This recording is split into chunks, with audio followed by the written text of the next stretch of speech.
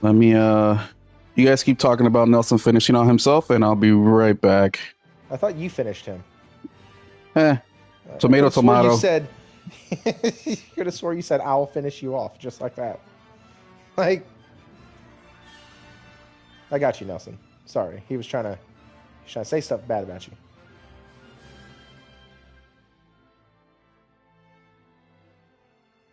All right, it's sounding good on our end. Let me go ahead and Can you hear my share. voice? Yes, we can hear you. You're good. Haha, nice. We can hear you just fine. Everybody's gonna regret that here in just about an hour. I actually had a couple people, Nelson, I had a couple people send me a DM asking if we're going live today. It's like, Heck what? yeah! Like, What? what do People you, are yeah. DMing you? They must be excited. Oh, bro, that happens all That's the a good time. sign. Dude, Nobody fucking DMs me for anything. you Unless they want forget. money.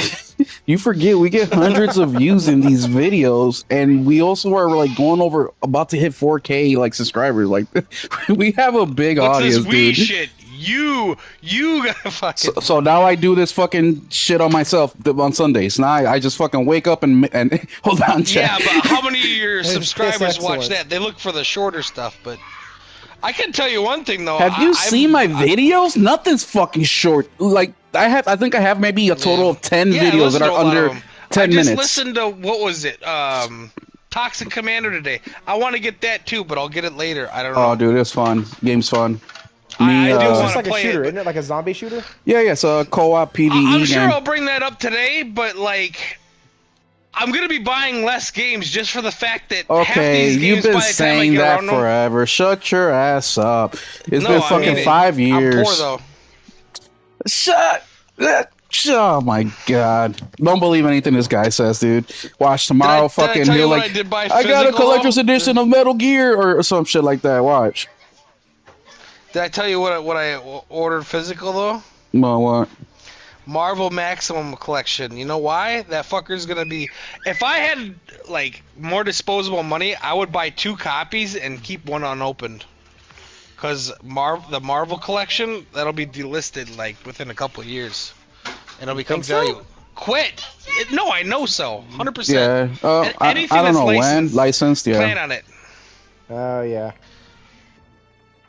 And they're all older games, so are they gonna remaster them again? So once it goes away, are they gonna re-release a collection? No, like 30 years from now, you're gonna have the original way to play it and that to play it. That's it. Oh crap! I need to grab this. It's on limited run for like $40. I need to get that. I'll give Nelson a limited run for $40. Alrighty, Nelson. Share like and tweets or do your thing. Oh, dude, it's gonna come with Maximum Carnage. Uh-oh, these nipples got hard. Oh, Yeah, you so don't that's a understand good. how much time I put into that on the That Super is a Nintendo. good, Are you kidding me? That's a good combo pack right there. Or as I don't know. What up, Dizzy? How you doing? Metal Gear for life. Dizzy, I think you were there in one of my rants, weren't you? Talking about Metal Gear. Yeah, that's a good pack. It reminds me of like one of those Mega Man games where there's like, you know, a whole bunch of them in one. Yes.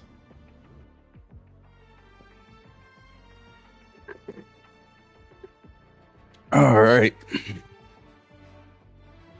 Hey, that's cool. What is up, gamers? See, we got a few of y'all in here. Thank you so much for showing up. It is gonna be a spicy one today. It is gonna be a good one, man. We got some very interesting topics to go over with you guys today.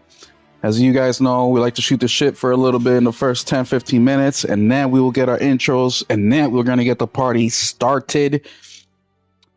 Oh, we're gonna talk a little bit. Well, that's gonna be our meat and potatoes, Dizzy. That is probably gonna be our meat and potatoes. It's gonna be a good night, man. We have like this is one of the I don't want to say rare, but this is one of the good shows where I feel like every topic is fire. It's sometimes you feel like you want to get stuff in there for the people that are listening that maybe uh, you don't really, maybe you don't have as much interest in, right? But because your friends are talking about it or your friends like that kind of game, you bring it up because you want to hear their opinion, but you don't really care about what's happening with that.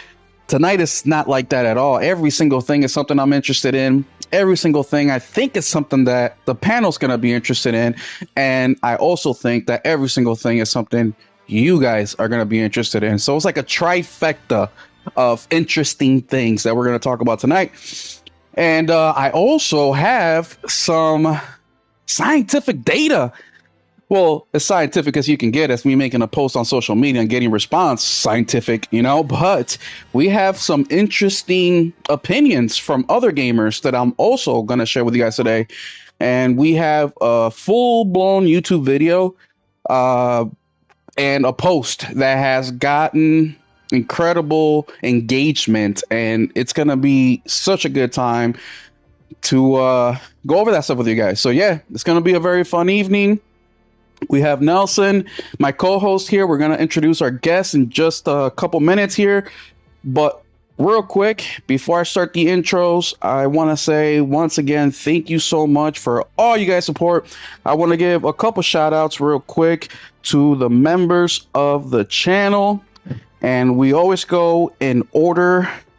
And that is number one, Mr. RPG88. Who was my very first supporter 7 months ago. Thank you, RPG. And we have It's Just Henry Heck, who, man, like they were super close. We're talking 5 seconds difference from when I saw the alerts. Mr. Henry Heck in the house. What up, Henry? And he's also the second member of the Keep It Gaming crew. Then we have Mr. Steven Leone, another one that was short third. He made it right in there with RPG and Henry. Then we have Sky Arthur. Sky Arthur, I'm always going to remember you for the rest of my life because you were the first person to become a member while I did a live on my cell phone, my first live ever on my cell phone. So shout out to you, Sky Arthur. Then we have Mr. Nelson Gaming Culture in the house. I appreciate Nelson for his time of coming and joining me on the podcast every Sunday and also being a Keep It Gaming crew member. And then we have Mr. Lord Metroid. And Lord Metroid is a beast. He was over on Mucha's podcast on Thursday talking about I really like that podcast. I like that podcast. It was 5 hours long. I haven't listened to it all. I listened to the whole every week because I like listening to the arguments because there's some wild shit that's said on there. I know why you watch it. Because you're secretly a PC, like you dress up as a PC fucking gamer, don't you? And then you choke yourself till you pass out. No, like that's the shit you like, right? I honestly like to hear Death Singer come up with a fucking like. Of course if you told him that he's like the mainstream media. If you told him the sky was blue, he'd try to convince you that it was fucking green. Of course, he does do that. He does do that. We'll probably talk a little bit about him as well because it's because the moon aligned with the sun and the fucking ocean was crashing, and that's the only reason. Like fucking what? It's just fucking crazy. Exact voice, exact words that he says, 100% accuracy. And then finally, I want to say thank you to you guys. We just hit 3,600 subscribers over the weekend, and we are now currently at 3,618 by Sunday night. So we hit that 600 subscriber threshold Friday night, and now we're already almost 20 more before the weekend ends. So thank you guys so much for that.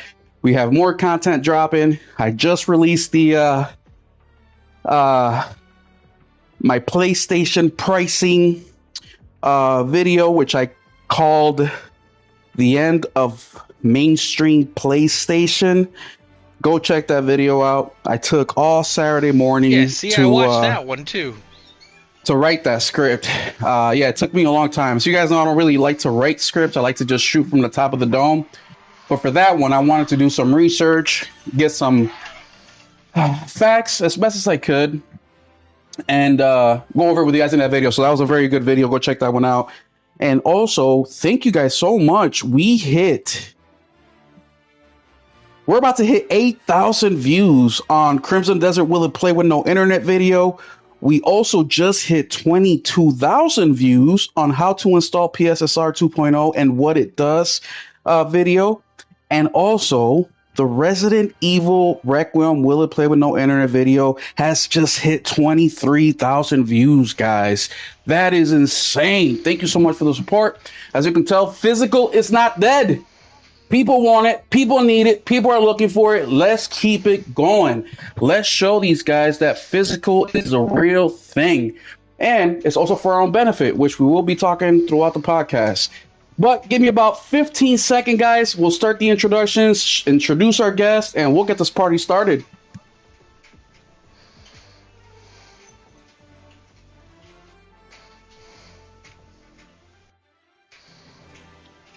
How long did he say? 15 minutes or seconds? He said seconds. Okay. Why would I say 15 minutes, Nelson? I don't know. Why would I say 15 minutes? Maybe you had to take a dump. I don't know. It doesn't take me 15 minutes. Yeah, well, it takes my kid an hour because he likes to fuck around on his Switch. Oh, kind of like you. Well, anyways, welcome to the State of Gaming Podcast. I'm your host, Will777JP, and on this beautiful Sunday evening, we have my co-host, Mr. Nelson Gaming Culture, who likes to just yell at shit all the time. But he's here, Especially my guys. kids. He is here. And on top of that all, we have a special guest. He tried to stop in a couple weeks ago, but he has some audio or some mic issues.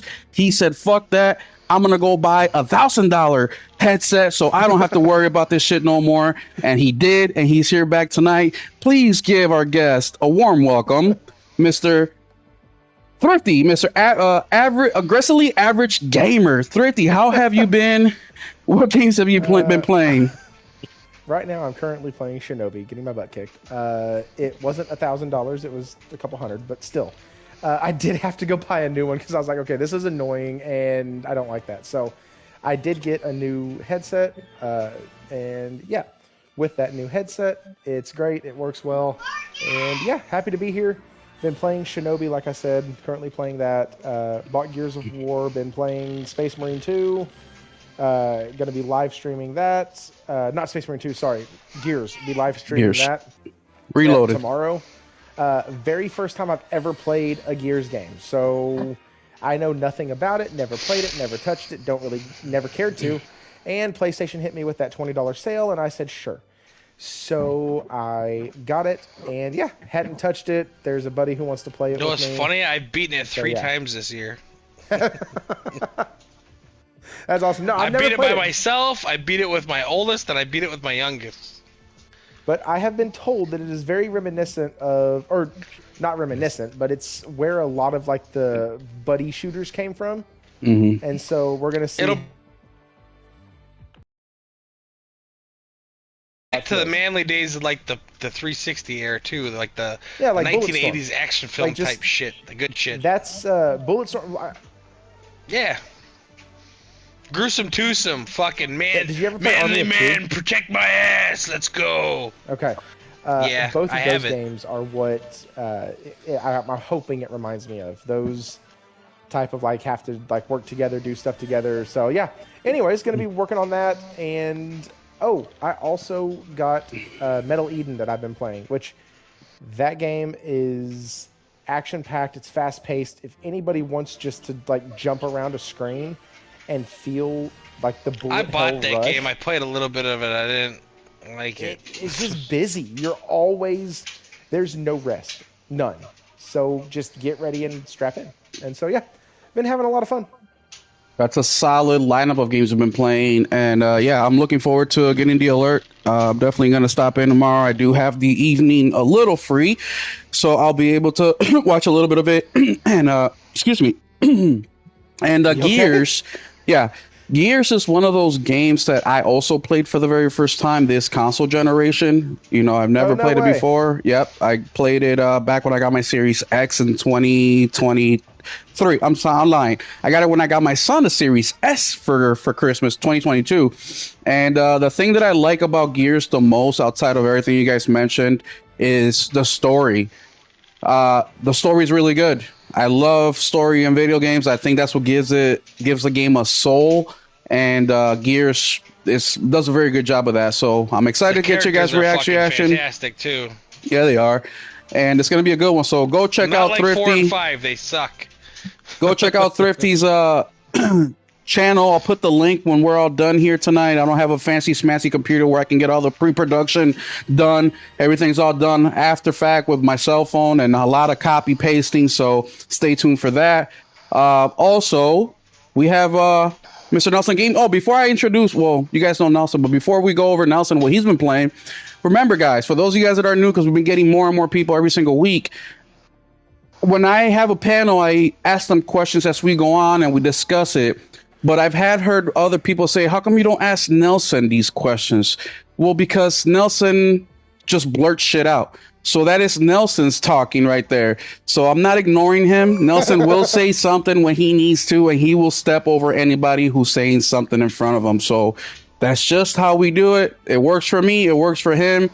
So don't be feeling bad for Nelson. Nelson will step in there when he needs to. I have a short-term memory issue, so if I don't say something in the first 30 seconds and you ask me what I was going to say, I'll have no fucking clue. Isn't that called like ADHD or some shit? Yeah, I got that too. Anyways, Nelson, how you been this week, man? We played some marathon yesterday. Because of you, I lost like $15,000 of equipment. But outside of that, that's what I'm there for. Outside of that, well, what else have you been consistent. playing?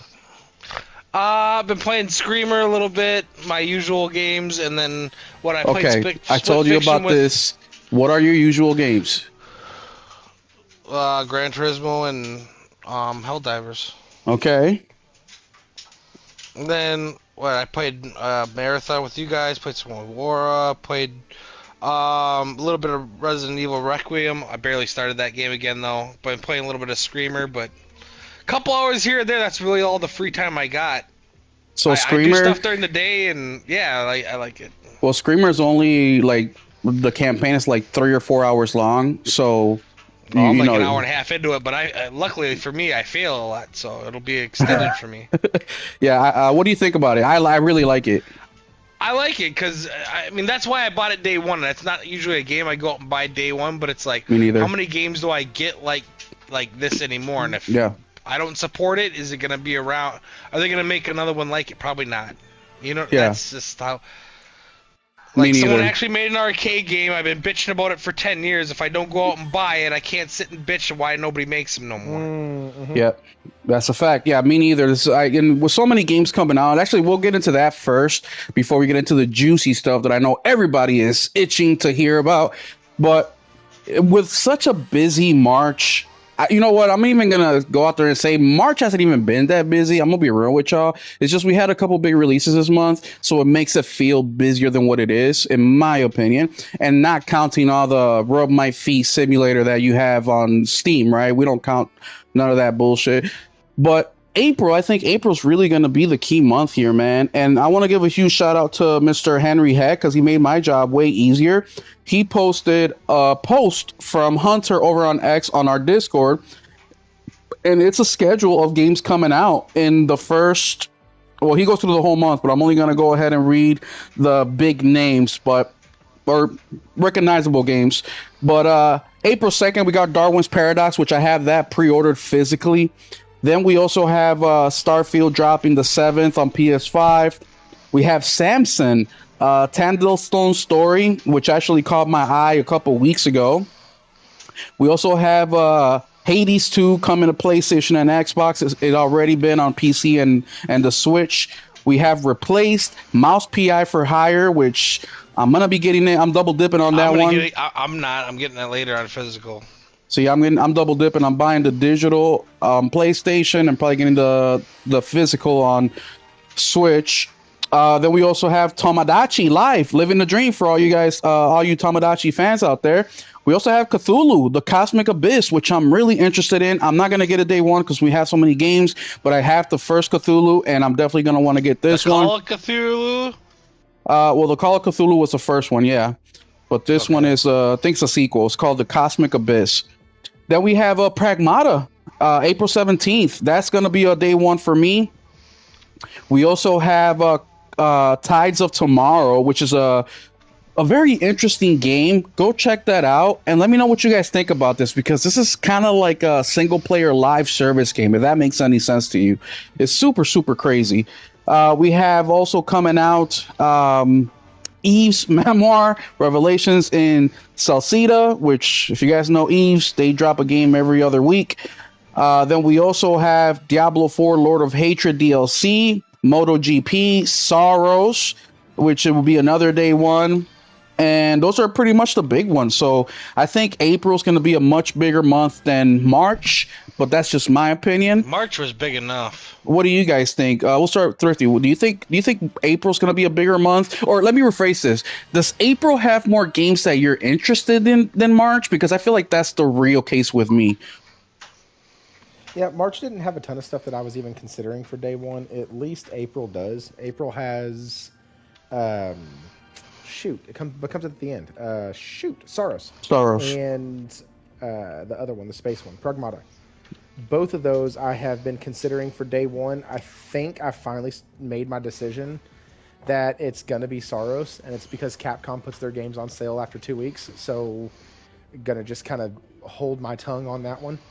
Even though I think Sorrows is not the game that I'm going to enjoy more in the long run.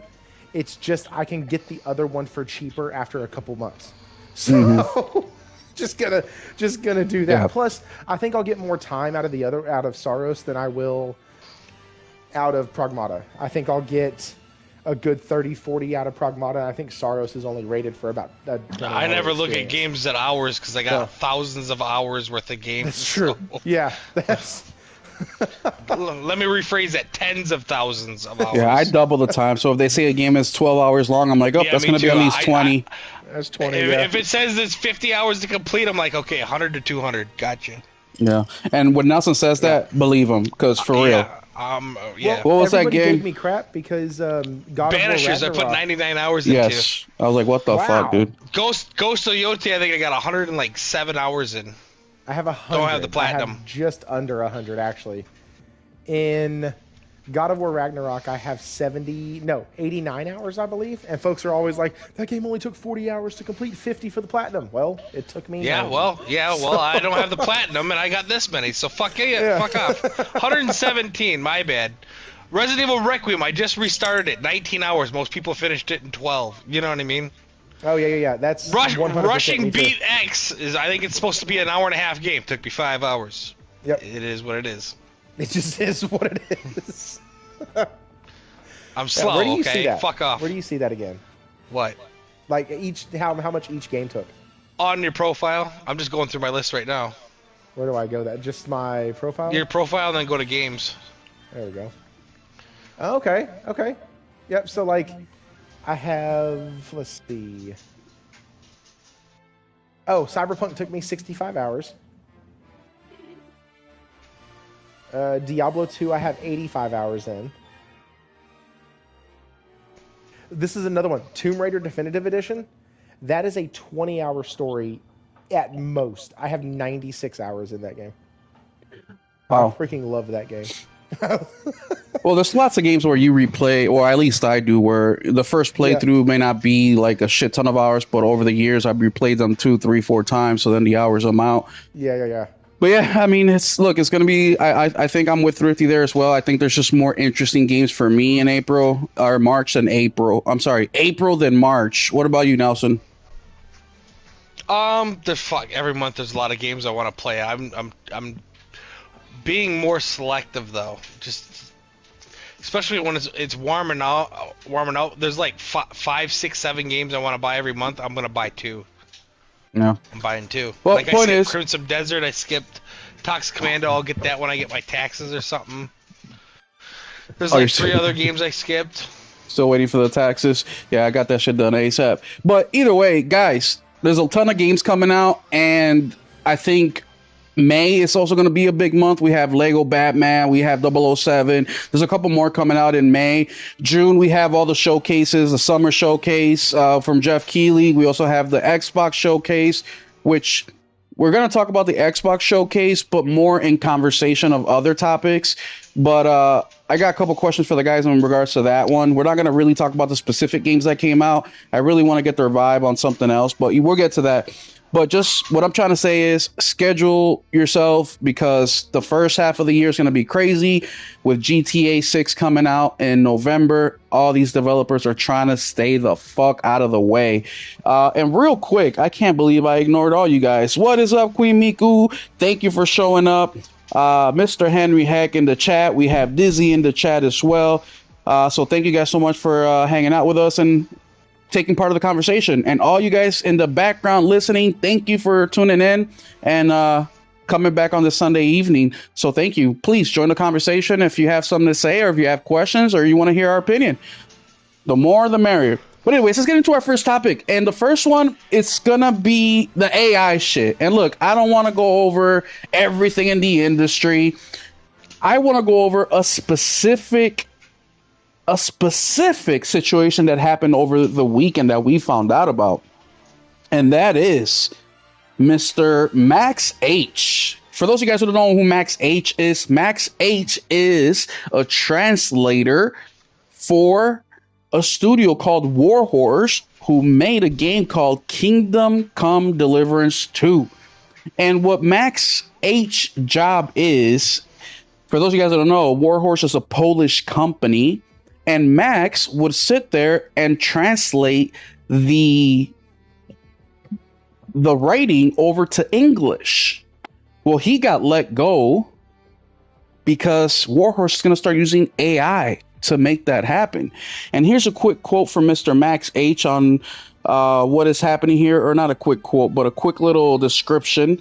It says here that Max H claims that they have been working for Warhorse since the studio, or for the studio since July 2022.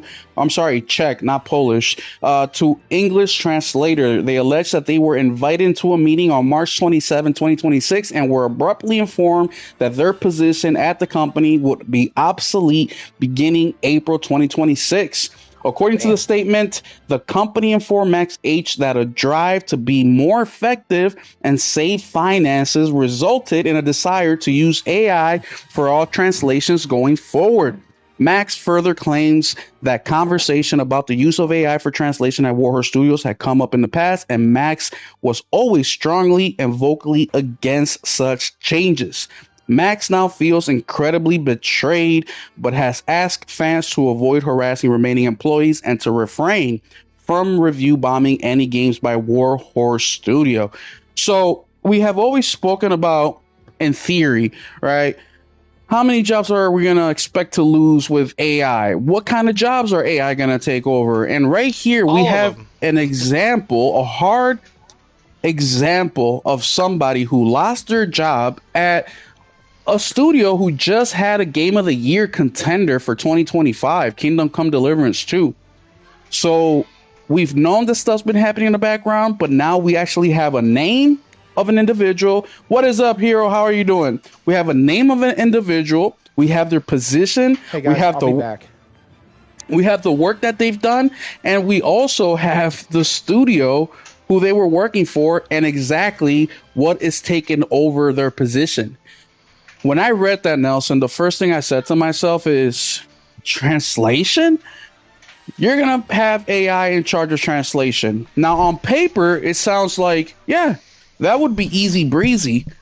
But look, I am multi-language. I speak 2 languages and I understand a couple more, which I don't know how to speak, but I can read and understand about 30% of the language, and that is French and Portuguese. Can't speak them except for a couple little phrases here and there, but I can read it and get the gist of what they're trying to say.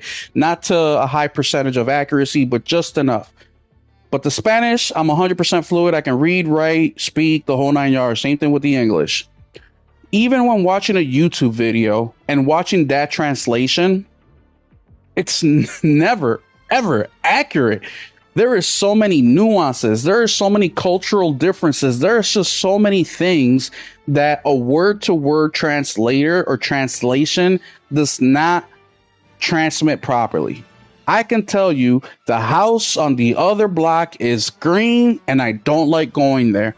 If you translate that in Spanish, for example, and use the exact same words, You will have verbs in positions that don't belong. You're going to have nouns in positions that they don't belong. So when I translate it in English to you, it may sound something like the house I don't like across the street green. That's what it'll sound to you if I do a word by word translation. So when we look at AI, who are going to be doing these translations, I'm like, how good is their technology? That was the first question that I had. But let's get this conversation started with the gentleman here. Thrifty will be right back. But Nelson, number one, what do you think about this? They said they're cutting him for financial reasons, but do you think this is going to affect their work? Nelson? Oh, sounds like Nelson's not What? available. Well, What? there you are. No, I'm arguing with my kid. This I is gotta what sign his happens when you ask him a question. I got. Well, that's 'cause you had sign left. his activity day thing. I know, I think I'm he just sorry. wants to play. Okay. My kids had a collision, so they both came in with blood all over. My wife said, "Hey, can you pause that?" So, Oh, yeah. God. Are they all right? They're fine. Isn't Okay. being a parent fun? I love it. It's I love it. sarcasm. Getting back to what I was saying, well, we'll start with Thrifty, and then Nelson can listen in and respond his own way. So, Max got laid off. I just telling a whole spiel about I'm multi-language. I speak 2 languages, but I can understand a couple other. When you do a word by word translation, it never sounds exactly how the first language is saying it. So Correct. the translator has to step in and organize the words and the context in a way that the Yes. person you're translating to can understand. Is AI, number one, my question when I found out about Max is AI technology in regards to translation that advanced? Because just watching YouTube videos, it's never right? So, number one question I have for you guys, and we'll start with Thrifty, is what do you feel about them getting let go in this way for financial reasons? And also, what do you think about the AI and can it do a good enough job? So for financial reasons, I don't know if I buy that. They just had a really hit game. I think financial reasons means, hey, we want to make more profit, and so Yeah, we're paying and- you when we don't have to. right, like they think that they're paying them when they don't have to. But as we know, contextualization has always been hard. It's not so much the difficulty to translate, like you pointed out. It's because AI can translate. Like Google has Google Translate for YouTube videos, and it's accurate about 85% of the time.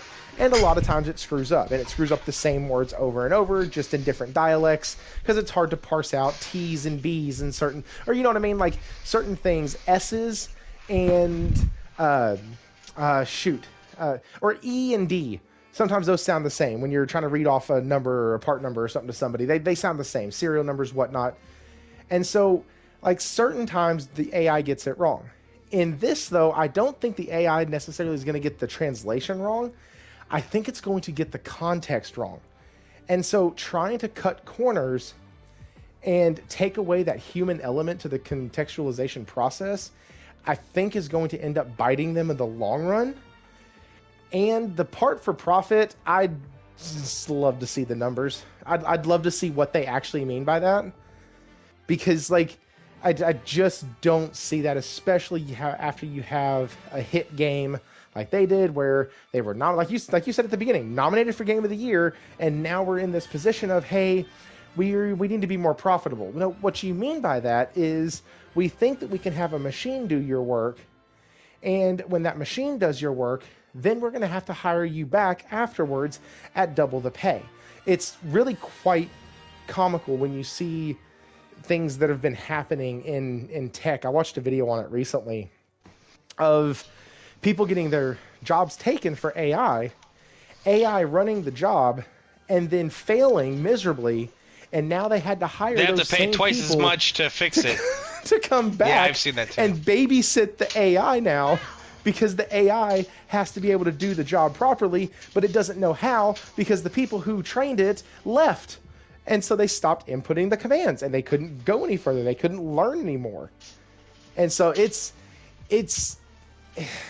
sucks, and I hate the fact that they're doing it. I want to see the numbers. When any of these companies say it's for profit, hell, we're talking about PlayStation later. We're talking about Nintendo later. We got Xbox trying to change up pricing. When any of these companies say it's to help increase profit, I'm like, or it's because we have to do a cost reduction because we're losing money here or that, and yet it's the most profitable generation ever. Like, I have issues with those kind of statements, and I want to see the numbers.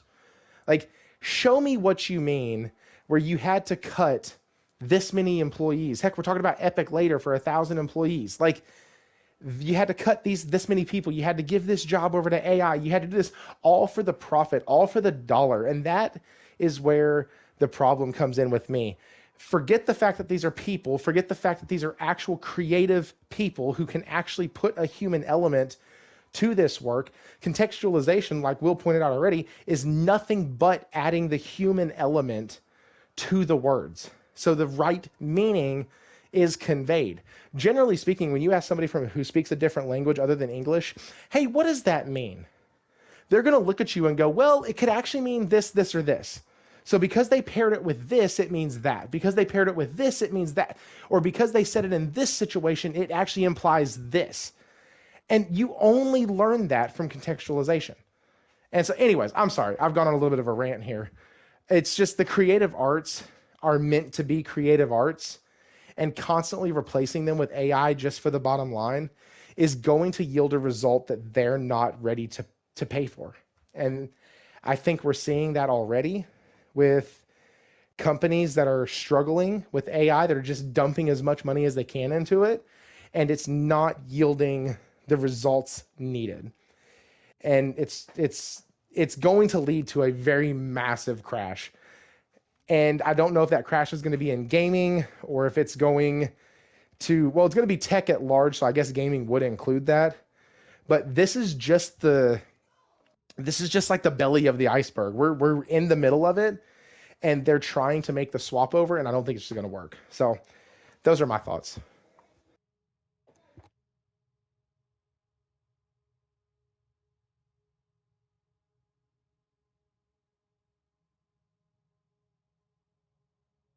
Hello? Hello?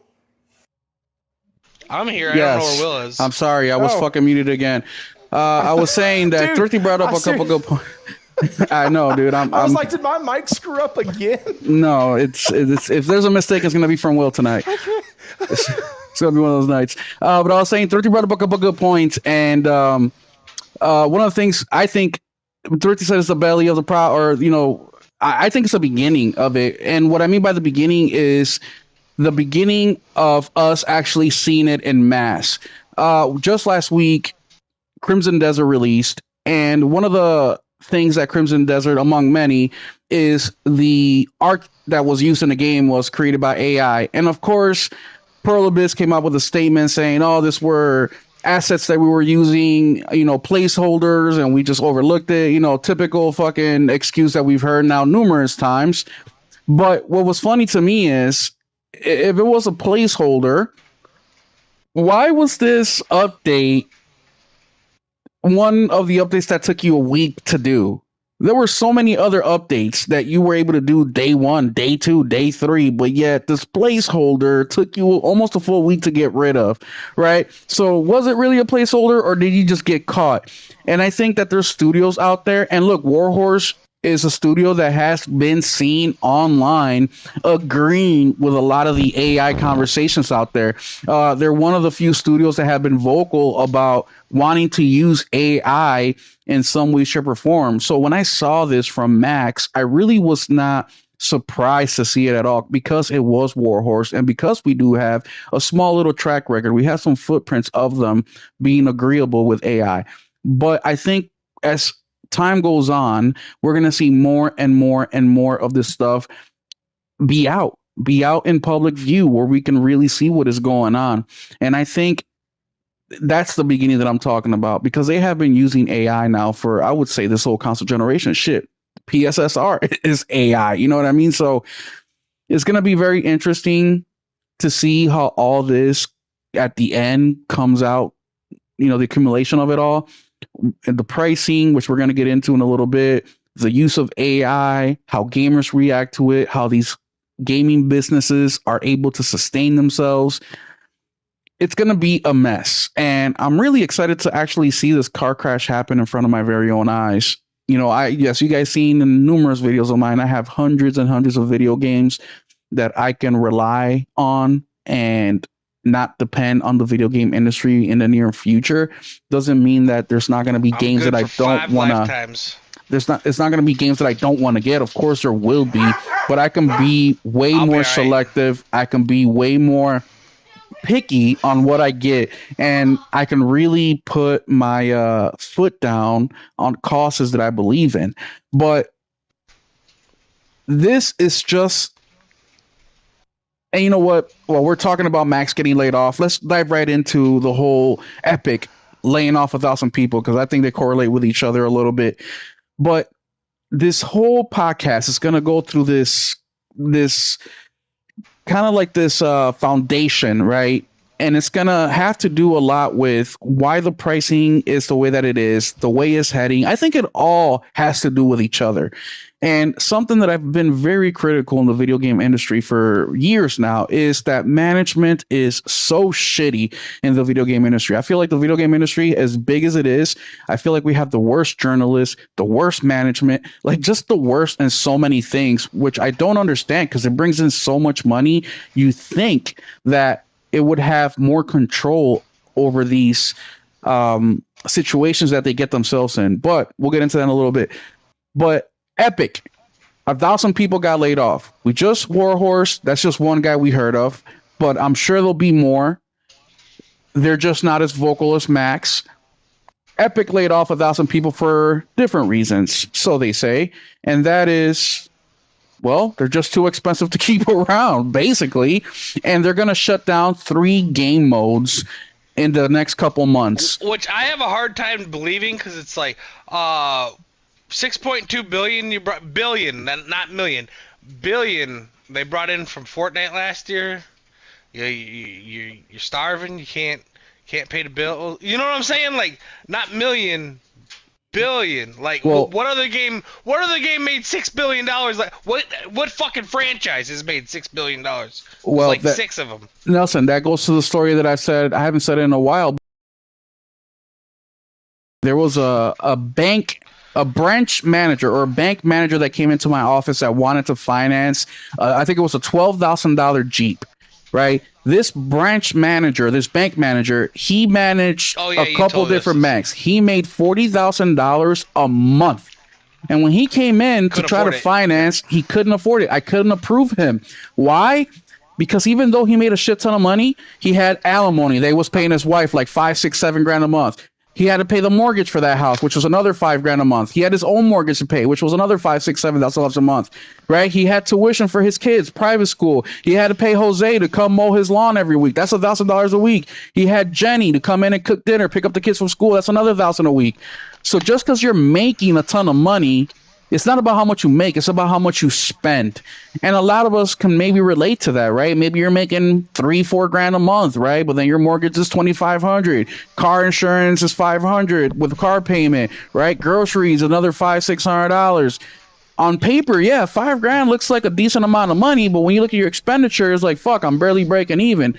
And that's the situation. I'm in that situation right now. We're running at a deficit all the time, but it's not because we don't have any money. It's because over the last few years, we had a lot of things happen, like $10,000 dental bill, $20,000 medical bill, needed a new vehicle because, well, 2 of them. I destroyed one of them. And then the wife needed something more reliable with how much she drives for work. What else was that? Washer, dryer, both went out. Fucking air conditioner went out. Like, I'm not gonna keep going, but you get what I'm saying here. We got like $1,400 in bills that we didn't have. You absolutely get the idea, yeah. So now picture the studio. Like before we had our house payment. We had our house payment, my wife's student loan payment, and everything else was shit you can't pay in advance. You know what I mean? Now we got all kinds of shit. So now put the studios in that situation, right? They were working on a game for 2 years. It got scrapped, right? Now they they had to rehire people or let people go because they thought AI would work out. Now they got to rehire them back and spend double on the salaries. They had to upgrade their software system, their net system. They had to, shit happens to them just like it happens to us. But either way, that's why you try to have a savings account. That's why you try to put money away. So when shit like this happens, you can cover yourself. Yeah, we usually had enough to cover, but we had so much happen that you know what I mean? We usually had, $3,000, like, here's $3,000. But when, you know what I mean? That happens over and over, and then you end up like in a hole, you know what I mean? And you needed to stop raining for a while so you could dig your way out, but it just keeps raining. Yeah. You know what I mean? So it's more and more filled up with water. That's where we're at. Hey, don't bring up water to me. My fucking basement flooded, and then 2 months later, my fucking fence fell from one of the strongest winds ever. So I get it, dude. But Fortnite, they not only are getting rid of 1,000 people, but they're also shutting down 3 game modes, and those game modes are, where is it at? I have it right here. I can't remember how many game modes there are, but it is Rocket Racing, Ballistic, and Festival Battle Stage. So those are 3 game modes that they're closing. When they close down these game modes, Thrifty, what is that telling you right away about the situation that Fortnite is in? They got too many fucking game modes. Oh, hey, Thrifty. Glorious. It tells me it's glorious. It tells me that what it really tells me is that people aren't playing them. And I had somebody in my chat on, I know they told me. I had somebody in my chat on Wednesday tell me that it's just the game modes that aren't really performing well. And I said, exactly. Mm-hmm. It's the game modes that are not performing well. That's probably why the cuts. If you got 10 game modes and all the money's going into 5 of them, why the fuck do we have these other 5? Right, but it's not to sit here and say that, it's doing all hunky-dory. It's that means part of these that were doing good enough are no longer doing good enough. Like, that's bad no matter how you put it. Yeah. And so I have, I love this because I hate Fortnite. I hate Roblox. I hate Genshin. And my son plays Genshin. And I hate them because those things prey on children. They have, That's and they've gotten sued for it. They've gotten taken to court. They've lost settlements. They've lost cases where they've gotten taken to court over what the hell was where they were hiding the X. So when you tried to get out of a screen, you would end up accidentally purchasing the microtransaction. Like, those type of things were done by Epic. That is enough reason for me to never trust them in this house at all. At least my son knows we don't spend money on Genshin. We just don't, period. So what does he do? Well, he grinds. He has all the characters he wants. He has the items. He has some that are like full max. He just grinds, though. And so, like, I don't know. I hate Fortnite with a passion. Respect to them for building a conglomerate. But total gets that gets all stripped away when you start realizing that they did it on the backs of dishonest practices. They did it on the backs of taking advantage of the gamer and the child. And then that in turn screwed over parents.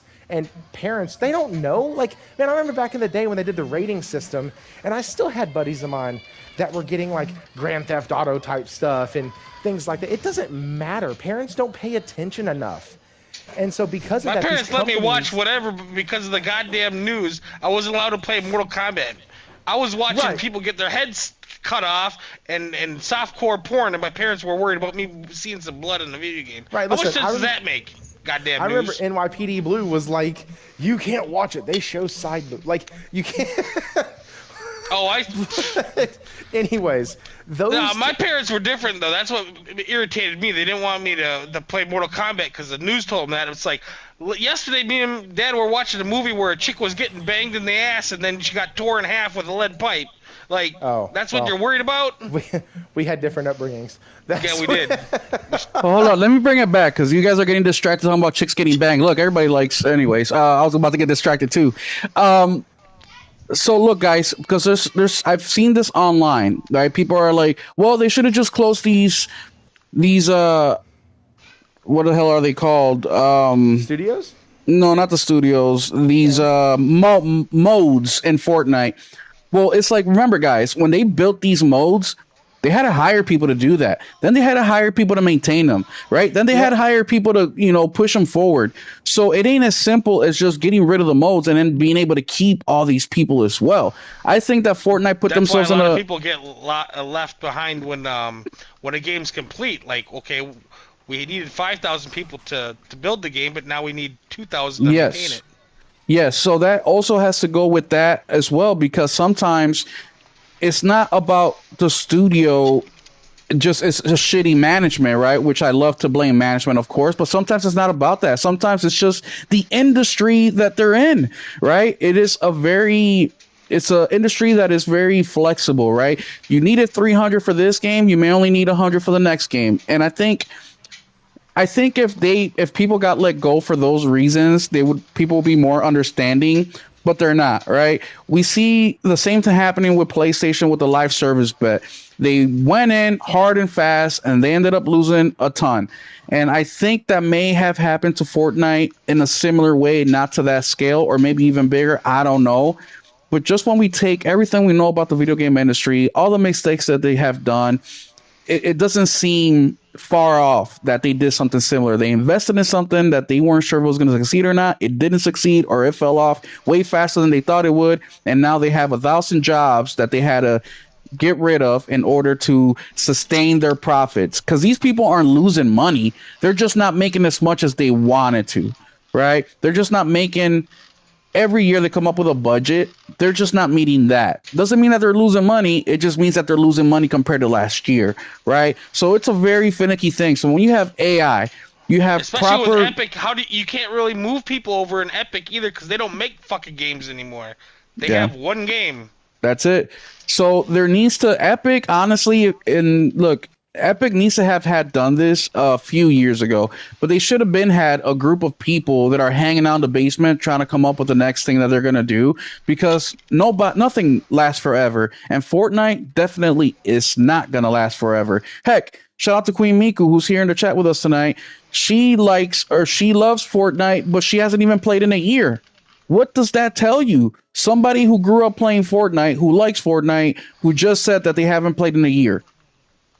Like, come on, wake up, man. Anything else you guys want to talk about the whole AI stuff or Fortnite laying off 1,000 people? I've said that about like Epic. Yeah, you're making a ton of money off Fortnite, and you want to put a lot into that and stuff like that. The problem with Epic is that's the only thing they make now. That's why. Same thing with what do you want to call Rockstar? If fucking could you imagine if GTA Online failed? You're gonna go under because they have all their eggs in one basket. You know, Yep. the EA, they're at the whim of all their finances are into their sports games. Get it, got it. It makes a lot of money. It makes sense. But what happens if they want $1 billion for you to publish that game for their licenses, and you can't do that, Well, you're I'll out tell of you business. this: their sports games aren't making as much as they used to. I can tell you that one. You know how I No. know? Because this is the first time a freaking NFL game has come to the subservice ever. Yep. Ever. Yep. The very first time a Madden game has ever graced the doorstep of a subservice has been this You year. know, you want to know what's funny? They just signed their new contract, and they did not post it this time. I'm wondering how much more it cost this time because it was $300 per year if you average yeah. it out for their last contract. How much was it this time? $400 per year? Dude, well, because they had to fight to keep it this time because there were other companies trying to come in and making That's what I'm own- saying. That's what I'm talking Yeah. about with them being. Yeah, it brings in a lot of money, but you have all your future involved in something that you don't own. You don't have control of. Right. But I'll also say this in answer to Will's question on the AI thing. The last thing I'll say about it is I'm going to riff on something Nelson said before the show. AI is going to end up probably making a game that I don't know is AI, and I'm going to find myself going, oh, this thing is gorgeous. This thing is awesome. This thing is so cool. And then some jackleg somewhere's going to go, you know it's AI. And I'm going to be like, dang, it got me. By and large, though, I don't think AI is going to be the save-all, end-all, be-all that people are trying to make it out to be. It's every time that we try to find a shortcut for the creative process, Yep. it fails. Yeah. every single time. There's no shortcuts. Good Yep. acting is good acting, whether it was in Shakespeare's day or now. A good actor is a good actor. Humphrey Bogart was a good actor. Yeah, but they That's didn't a have fact. AI back then. Like but I've seen AI is not there yet. It's Will it not. get there? Who knows? I don't think it'll be there in the next 5 years, but I think in 20 years it would be a lot different story. I think possibly. But Yeah, I still don't think. I'm 'cause not there gonna has to lie, be my money to favorite support music it. the last few years has been AI because music sucked for the last 20 years. That's not giving AI credit. That's probably more Yeah, shitting on. that's- Well, it's competition, and I agree with both of you guys. I agree way more with Thrifty in regards to how good AI will be because look, the human element is the human element for a fucking reason. But I think that AI, look, instead of blaming AI, we really need to be blaming them, the people, because if I'm an actor and I'm in danger, look, I just saw an article as well. I think it was 2 weeks ago where a guy sold his likeness to a company and now they're making the first ever fully AI movie or something like that using this guy's voice, how he looks, everything about him. And he got paid, I think it was like $1 million or something like that. So we're gonna see shit like that moving forward. But as if I was an actor or a writer or whatever, I'd be right now honing on my craft. I would be out here saying my competition isn't Bob. My competition is artificial intelligence. And what can I provide that artificial intelligence can't? And how can I do it better? Because and cheaper, right? Competition. How can you do it better, cheaper? And I think that is a question that we have to look at, which also brings me to the other There's the side of Nelson. impossibility. There's exactly because then That's it's like, the well, impossibility. how much cheaper can you do something for, right? How much now we're getting into, what Hero said here a little bit about capitalism. It's like, and look, I'm in the construction business. Maybe you don't get $5 million to voice act a cartoon movie anymore. Well, I hear guys coming all the time like, okay, we get paid normally $20 a sheet for our drywall that we do. Well, these guys came in, now they're doing it for 17. Well, these guys now came in, they're doing it for 15. And now because they brought the price so damn low, now if you're doing it for more than $10, you're overpriced. When the real price should have really been $20 a sheet, but now because everybody underbid each other, now the standard is $10 a sheet. And who is making out like a thief in this? You know what I mean? So it's just an unfortunate thing, man. And I think this is one of the situations where we need to get together as a human race and really support each other and really look out for each other and how we can push the medium forward. Because if not, there's always going to be the greedy businessman who's going to say, oh, I only got to pay this much versus that much. And there it goes. But if you guys don't have anything else to say about AI or the layoffs over at Epic, I really would like to take it over to Nintendo to get our pricing conversation started with Xbox, Nintendo, and PlayStation. Anything else, gentlemen? Nope. No. All right, so No, we're gonna I've been start. saying for years though that. Okay, those so you do have licenses- something. Okay. Oh wow, yeah, fucking those licenses with EA having all their eggs in the what's the word I'm looking for here? The licenses basket is gonna All their eggs in end a up basket. shitting on them. Yeah. Well, yeah, that's another great They point. don't own them.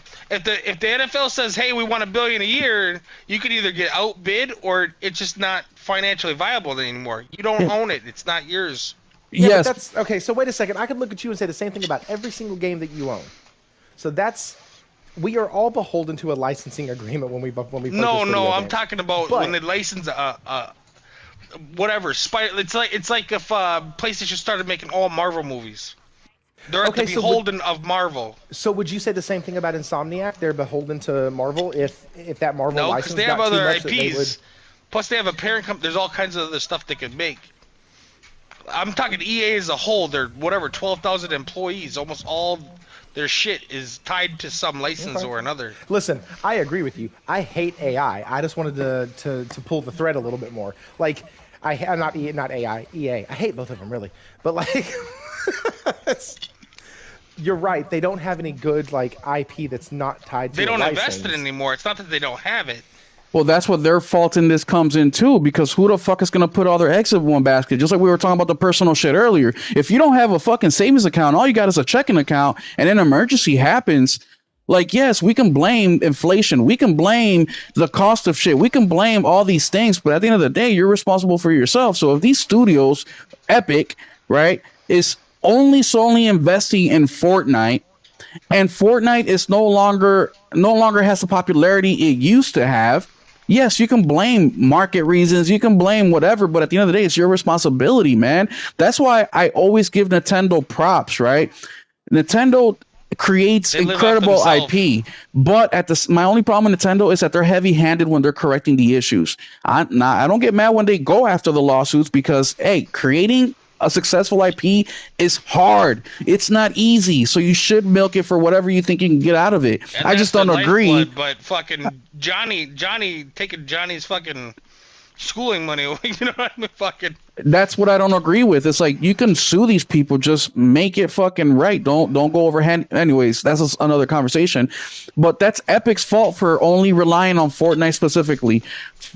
That's the problem with EA only working on the sports games and nothing else. Like my guy, nothing lasts forever. Which now we're going in circles again. But let's talk about Nintendo in a different way, because just this week Nintendo came out with a announcement that there's going to be pricing difference between digital and physical.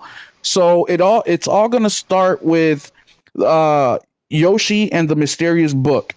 You'll be able to get the digital version of that game for $59.99. If you want the physical version of that game, it's going to be $69.99. So $10 more for the physical. So when I first saw that, we didn't know the specifics, or I didn't know the specifics, and I was already shaking my head because it's Nintendo, right? And honestly, I don't think anything Nintendo does is worth $60, let alone $70. That's why I don't buy a lot of their shit. But I already knew Nintendo was gonna fucking get into something crazy, right? They're gonna be like, oh, physical's gonna be 80, digital's gonna be $75.99, right? But no, it's actually not that. Well, similarly, digital will be $10 cheaper, which is something we've all been saying for a long time. Why isn't digital cheaper than physical? Physical, you got to print the shit, you got to get the art cover, you got to get, shipping, you got to get into stores, you got to do so much more. Why are we paying the same price for digital than physical? And it's here. Thrifty, one question or a couple questions. I'm going to ask you two at the same time. Number one is, are you surprised by this? And number two, are you also surprised that the price is only $10 difference? And do you think that Nintendo will continue it at around these prices, or do you think they'll increase it to what I was talking about, where it'll be physical 80 and then digital 70? Or will they keep it consistent at 60 and 70? All right, so yes, no, and yes. No, sorry. Yes, yes, no. I do not think they're going to keep it. So the way you asked those, I love this idea. I did not think it was going to happen. Like this wasn't on my bingo card. Mm-hmm. But once it happened, I wasn't necessarily surprised the more I thought about it. I was real surprised the day it happened and we covered it.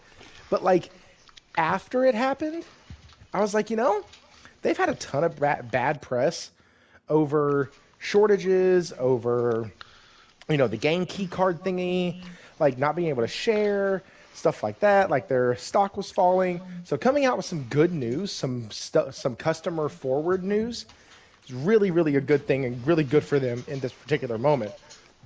Now, as far as the price, yeah, $10 difference. I think that's fine. I don't think it needs to be half or anything like that. I think a $10 difference is enough. I think when I look at a game that's physical versus digital, I feel like the packaging and the disc and everything and the shipping and all that, probably $10.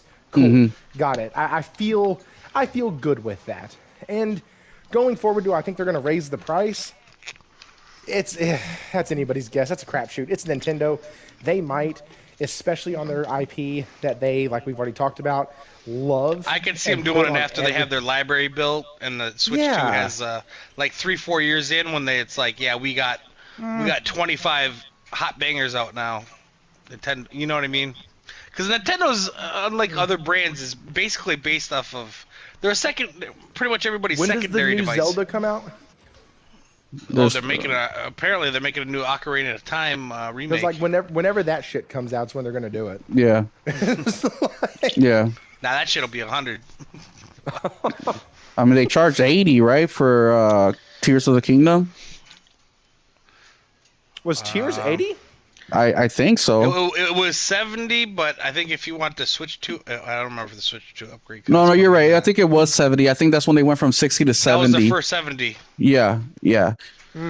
See? And then if you wanted to upgrade from the Switch 1 version to the Switch 2 version, it was $10 unless you had or Nintendo online service or whatever it is it's called. Then it was free. But that crap pisses me off. And Yeah. PlayStation did that shit too. Yep. That stuff annoys the fire out of me. Yep. I just bought your brand new system, your brand new console, Yep. and now you're going to sit there and charge me Yep. to upgrade it to the better version after I Yep. just spent money to buy the better version of the thing? F you, dude. Like, that pisses me off. We did that during the to PS3 no end. era too. I don't know if you remember that, but No, I don't remember that. I Anyway, do. sorry. If you wanted the cross-gen one, you had to pay the $10 upgrade. You talking about PS4 to PS3 or PS4 to No, PS? There was a cross-gen. If you bought digitally or whatever, so you paid 64, you could. So this was upgrade it to PS3 because PS4. there wasn't digital for the PS2. Yeah, Yeah, no, I don't remember that PS3 shit. to 4.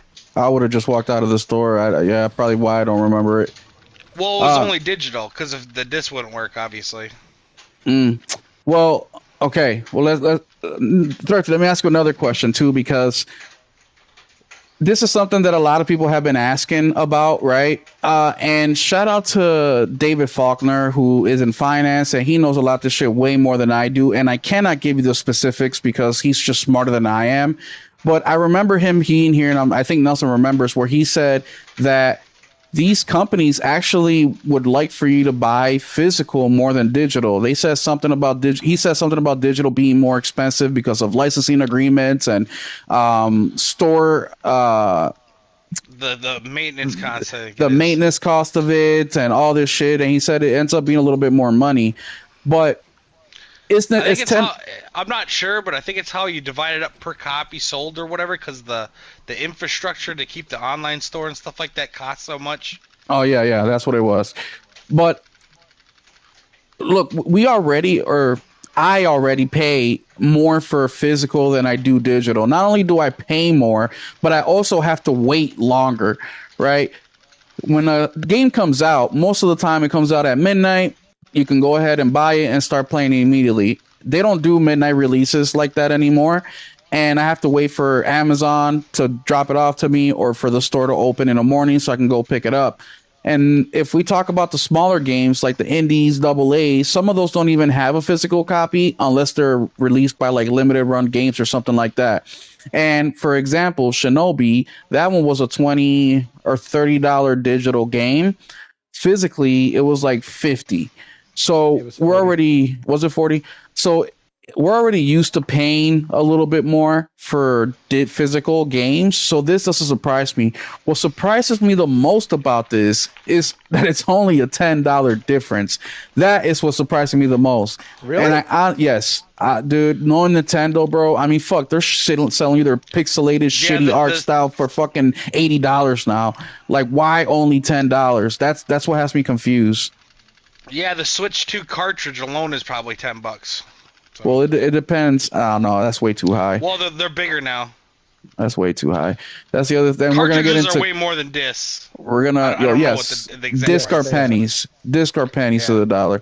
But yes, cartridges are always more expensive. Even during the N64, Super Nintendo era. I mean, that was just. I think that number would have been more accurate back then. Yeah, that's why fucking 64 was like same game, $80 on Nintendo and fucking, fucking 40 on PlayStation. Mm-hmm. I forgot what my train of thought was going. But yeah, that's what surprised me the most is just how cheap it is for now.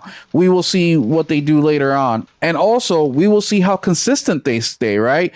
Because even at the start of this generation, they said that their pricing is basically variable, right? When we were talking about Mario World and why it's 80 versus the other games were 70, and the discussion was like, well, is Donkey Kong a worse game because it is only 70 and Mario's worth 80? Is Mario the game? You know what I mean? I remember those conversations happening.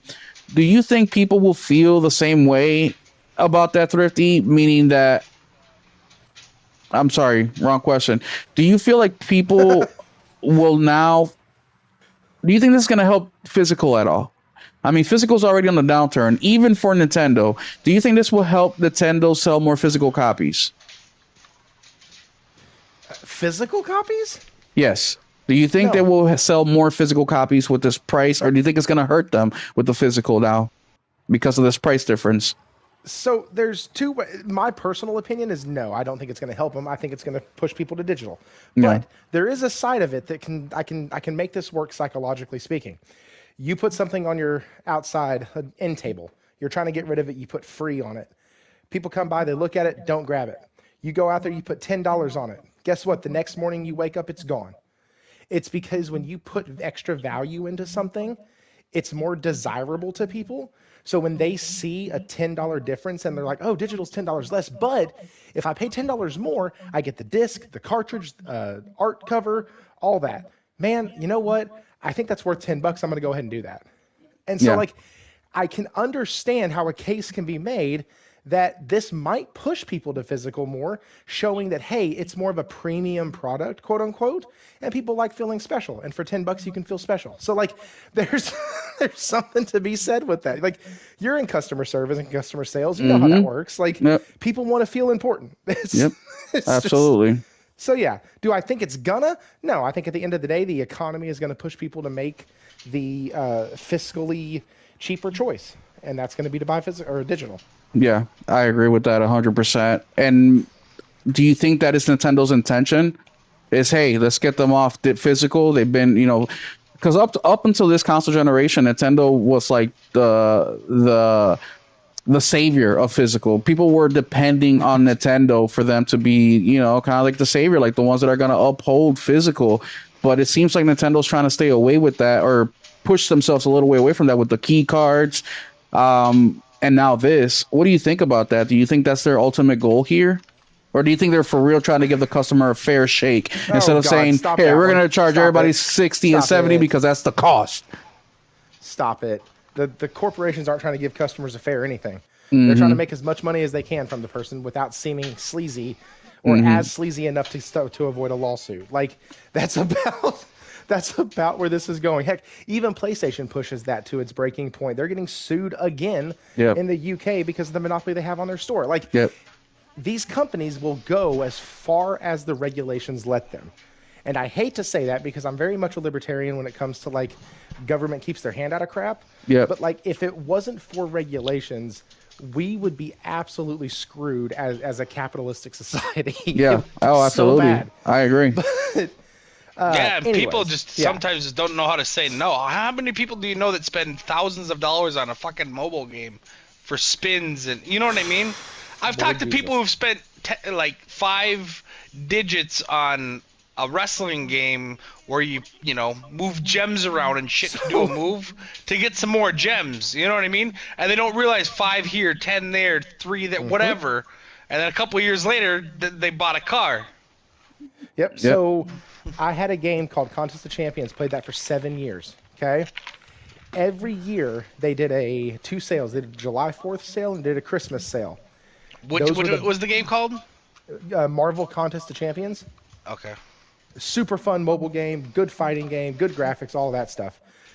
But after a while, I realized that I didn't have the time to put into it as I started having like kids and a family and a job and all that. I'm But realizing I that was- shit every day. I was still spending the $200 a year to get both bundle packs in July and in December.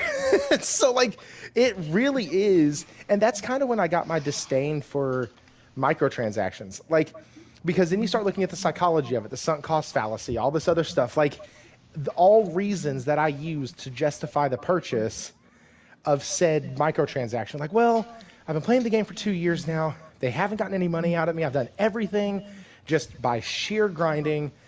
It's $100. It's a good sale. I get a leg up. I get to kind of get boosted up a little bit. Yeah, let's go ahead and do it. And then boom, you're hooked because you'll buy that one. They know that they'll send you a 99-cent one, then they'll send you a $5 one, and you'll probably get both of those. Then they'll test your limits. They'll send you a $10 one and be like, hey, get this one for $10. And you're like, nah, I'm good.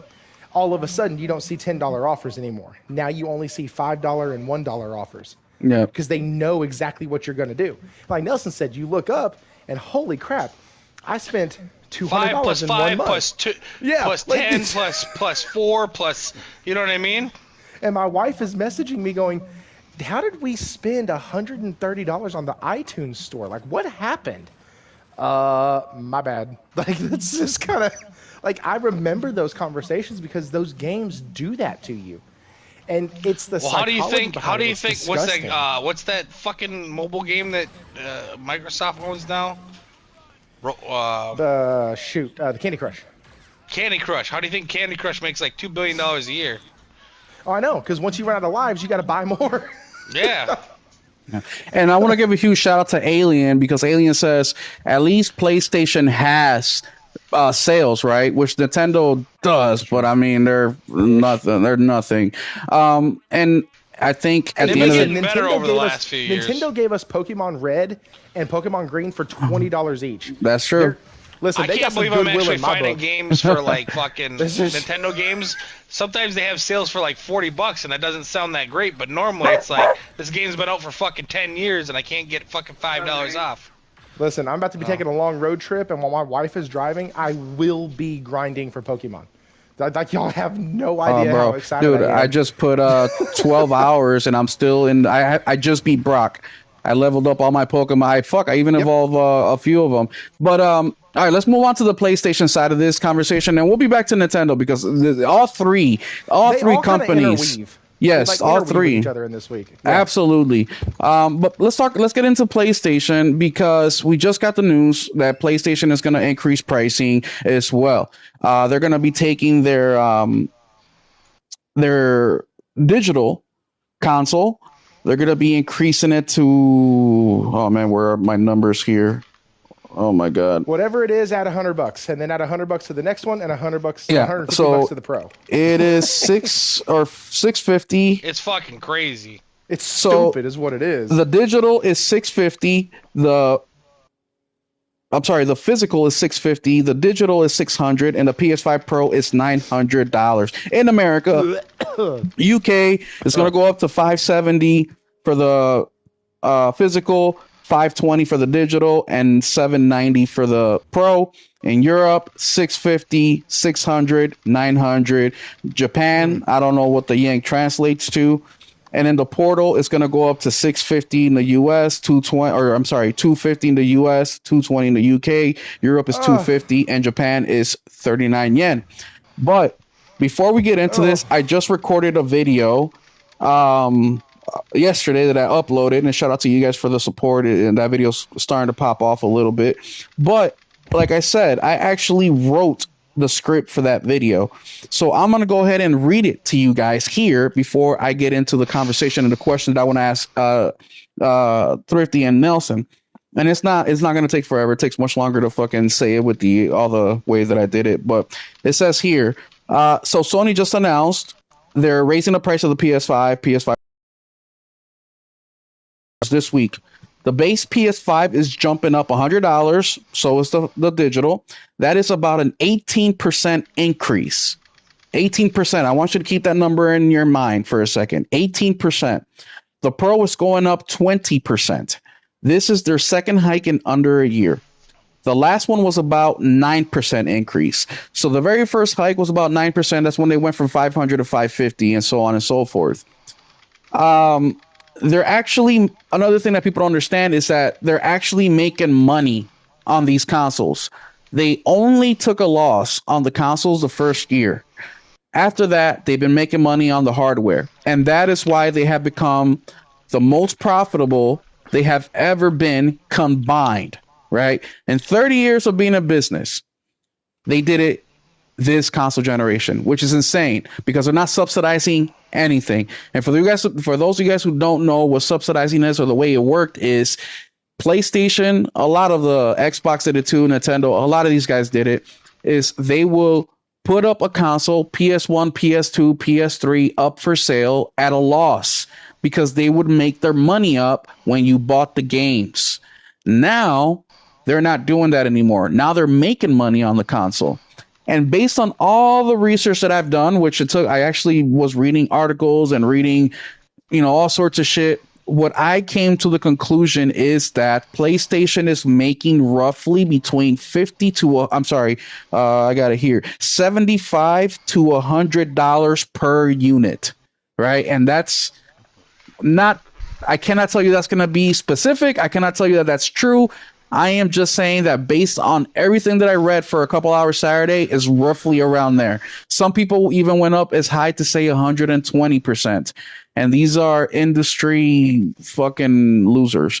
So that makes a lot of sense. I'm in retail. I ran a store for 8 years. In that store, our markup was between 10 to 40%. The lower the items that were marked up lower were the big ticket items. $3, $4, $500, and the higher you go, the lower that markup went. $5,000, our markup will be 10 to 12%. Just to give you an example, on the retail side of just regular old, you walk into a store, that's how much it costs. Lower priced items is where you're going to try to get the higher markup there. So you go to Walmart, right? You buy a t-shirt, costs you $10. There's a good chance that Walmart paid about $2 for that shirt. And that's being very gracious because they're probably paying way less than that. But just to give you an example. So when I see these percentages, it really goes along to what I know to mark up items at. Right between that 15 to 20% on the big ticket items. A little bit lower, a little bit higher. Just kind of depends. So when we look at the increase that PlayStation is doing for these consoles, they're still keeping their same markup. So it's not like they're subsidizing even a little bit, or it's not like they're saying, hey guys, instead of making $100 per console, let's only make 80. No, they're saying we're making 100. After all our expenses went up, we're still going to make 100.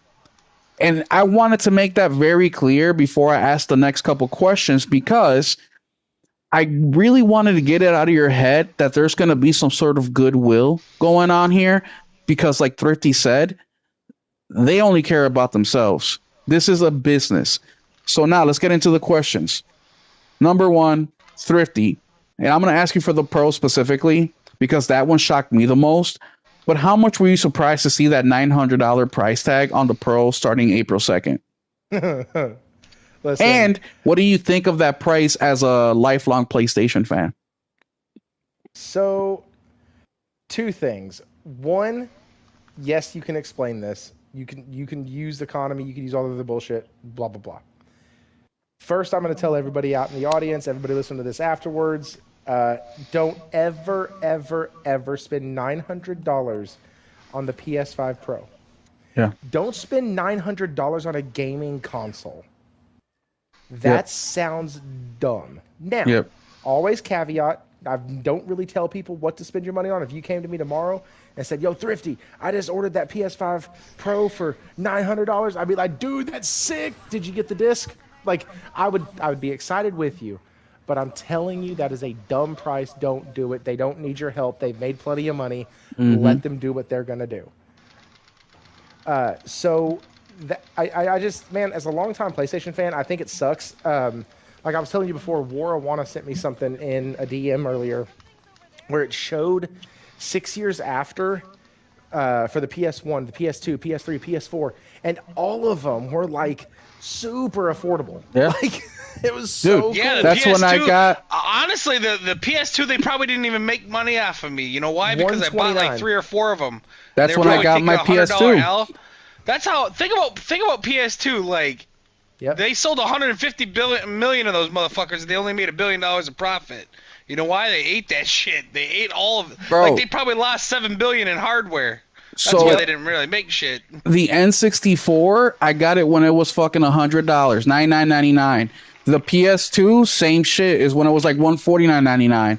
But now that you said that, Thrifty, at the very end of the video, I concluded 2 things, and this is my prediction towards the future. And you guys can agree or disagree with me. I'm going to be very interested to see what you guys think. But what I concluded at the end of the video is that there's 2 routes PlayStation can take from here on out. One is they keep going the way they're going with their pricing, the PS6 has to be $900 as well, which means that PlayStation no longer is trying to sell 100 million plus consoles at that price, and they're going to be more of a niche gaming company. And also rely way more on first party and lean away from third party a little bit.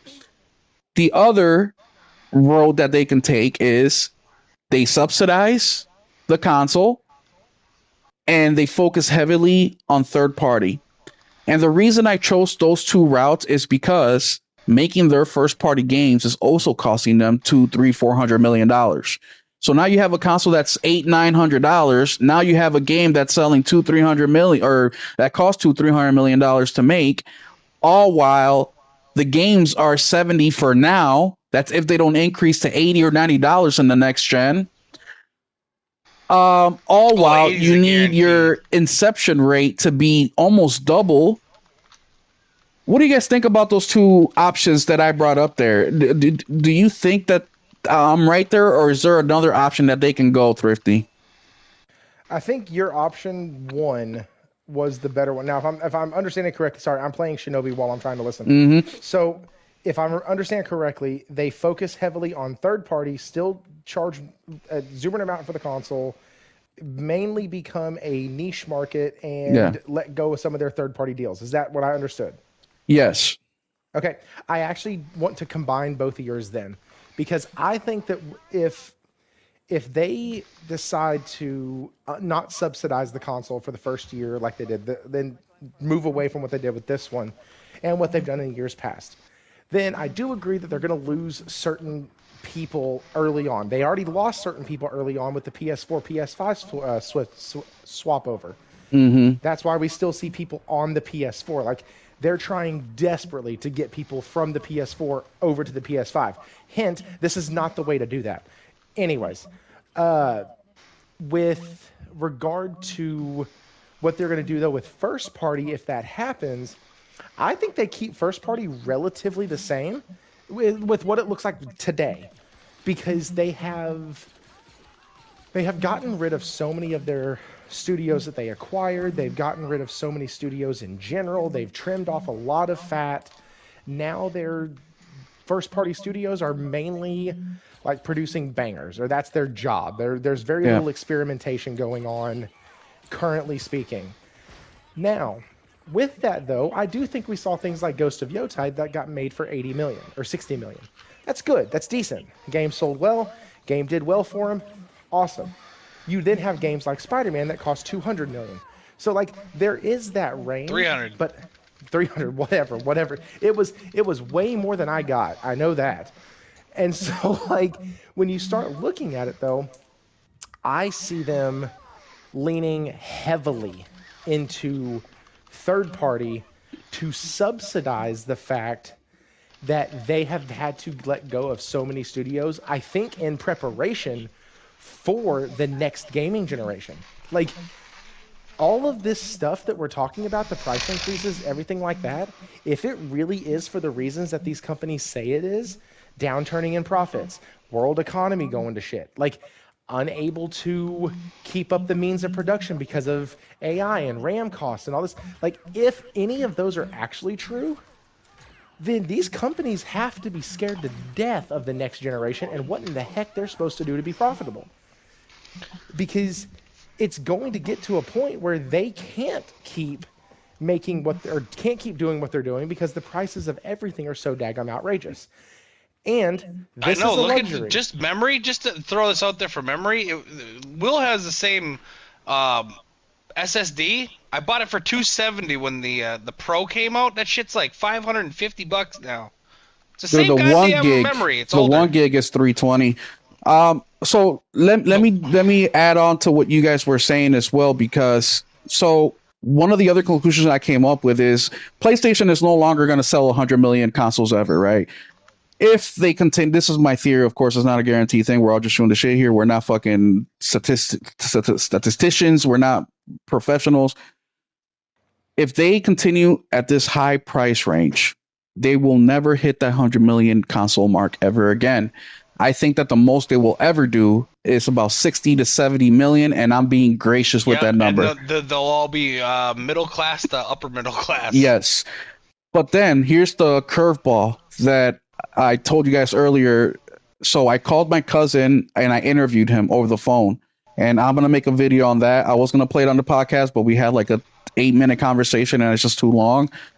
But he didn't even know about the price increase. So I told him about it. He was surprised. He was like, oh shit, that's a lot of money.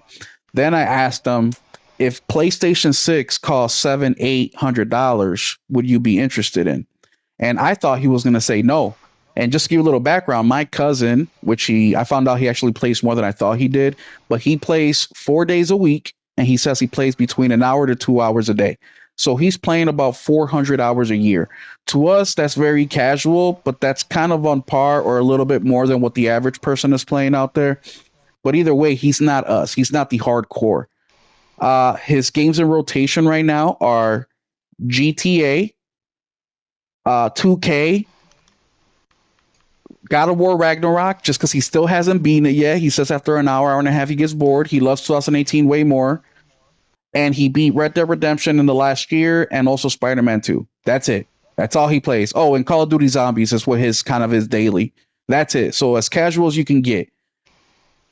And he said to me, if it costs that much, yes, I will still buy it. Now, I would have to save money and put stuff away. He's also a family man, so he's got a wife and a kid. He said I would have to put some money away. But then this is what he said that surprised me, outside of the fact that he said he will get it. Because, as I'm going to read in a second, I have over 100 comments between video and post of people saying completely different things. But he said, yes, I'm going to get it, but I didn't pay $500 for the PS5 when it came out. My wife actually paid $700 when it came out. Because this was during COVID, this is when inventory was low. Scalper prices. I would not pay that shit. I'm I did. Really stubborn about that shit. That's kiss my rear end. I got mine from eBay. But that's the beautiful thing about what he said, right? Because you have the hardcore like us who are saying, fuck that, that's too much money. I'll rely on my old games. But then you have a casual, right, who's the majority of the market saying, I will because I have during COVID. And that fucked me up for a second because I'm like, you're fucking right. Like a lot of people did spend. Some people just got money. Some just got money like that. He doesn't have money like that. He lives in an apartment. Wait, Nelson. Yes, but that's my question. I ended up getting mine in March of that year. I got mine from eBay because I was tired of waiting. I had been waiting. I missed the original drop. I had missed the second drop. I had missed the third drop. And I was like, you know what? Screw it. Then they started dropping on eBay down from 1,000 down to 800. I was like, I'm not paying that. Then it got down to 700. And I was like, you know what? I'm copping that. I got it for 700. The guy threw in shipping for free and ended up throwing in something else for free also. So like by the end of it, I think I got Miles Morales with it also. I think that's what it was. So by the end of it, I only paid an extra like 150 for the whole package. And you know what? I've never regretted that decision a day in my life. So what up, C Fresh? How you doing? I think your buddy's right. Like my cousin. The average, your cousin. The average, the aggressively average gamer is going to save, and they're going to get it eventually. You're not the average. Well, you're not the average gamer. I'm aggressively average these days. Until my kids grow out, I'm aggressively average. You're state up. I just had this you played 1,000 hours. You played over 1,000 hours. That's a hardcore. That was hardcore. Now you just went from super hardcore to just hardcore, dude. That's all you did. But let me bring this. And Thrifty, by the way, I paid retail for mine. I didn't pay extra, but guess how much I paid? $800. Why? Because even though it was retail, Best Buy, Walmart, GameStop, they were bundling all this shit together. They were trying to maximize. So I got 2 controllers, Spider-Man games, fucking gift cards. I just have less free time. That's all. So, I ended up getting a whole bunch of the charging station, so I paid retail for everything, but I got bundled. So then when we talk about who does PlayStation sell more to, the hardcore or the casual? So It's now, the casual, because it's not us, because we end no, up in yeah, a position. Sorry, I don't mean to. Go ahead. no, I'm you're sorry. good. You're good. Continue. We don't. So, because we're the hardcore, we're the aggressively average. We're the ones that game 1,000+ hours a year. I just missed 1,000 last year by about 100. I am making up for that this year. But like we are the ones that game a lot. Okay. Mm-hmm. Spend a Some lot of us too, game. but there ain't many of us. Sure, but even though we spend a lot, what do we spend our time on? Sales. We spend, well, except for Will. We spend our time buying games on sale. We spend our I'm time bad buying too. games on like, so we get 2, 3, 4, 5, 6 games for the price of one. It's my favorite thing to do is look back, and last month I spent $40 on games. Well, 57 if you include my subscription to PlayStation Plus. And I did play Cyberpunk on PlayStation Plus, so I'll include that. You gotta start getting that shit yearly. You're just pissing money down the drain. No. I only get it in like 3-month increments because okay. I don't know if it's gonna be good, dude. Like, there's so many months last year that I But you didn't play touch a online, Plus it's title. just like what I is don't. it? I don't usually. Like, that's the thing. I don't play online. I've played online more to hang out with y'all or other gamers from like the communities than I have any other point in my life. I do not do online Me too. gaming. Me too. But the subservice has given me pretty good games these past few months, so I've been playing them. That point aside, I spent $23 on Shinobi, well worth the price. Get it.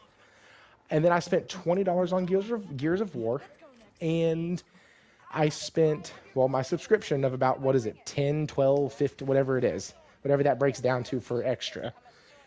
And I can look at them when they do a price increase, and as the hardcore gamer go, you know what, guys? I got other shit to play. We're totally fine. I don't care. I've spent enough money, I've bought enough things, and I have enough in my backlog. The casual gamer doesn't necessarily, they have their couple games, and that's it. And then Yep. I just they're gonna told be you the my ones cousin's that 4 they- games. Yeah.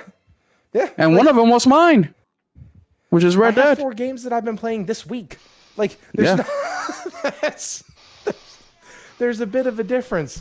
And so I think that their target is and always has been the casual. That's the problem with Xbox and what they did, because they focused on the loud minority and did not focus on the casual.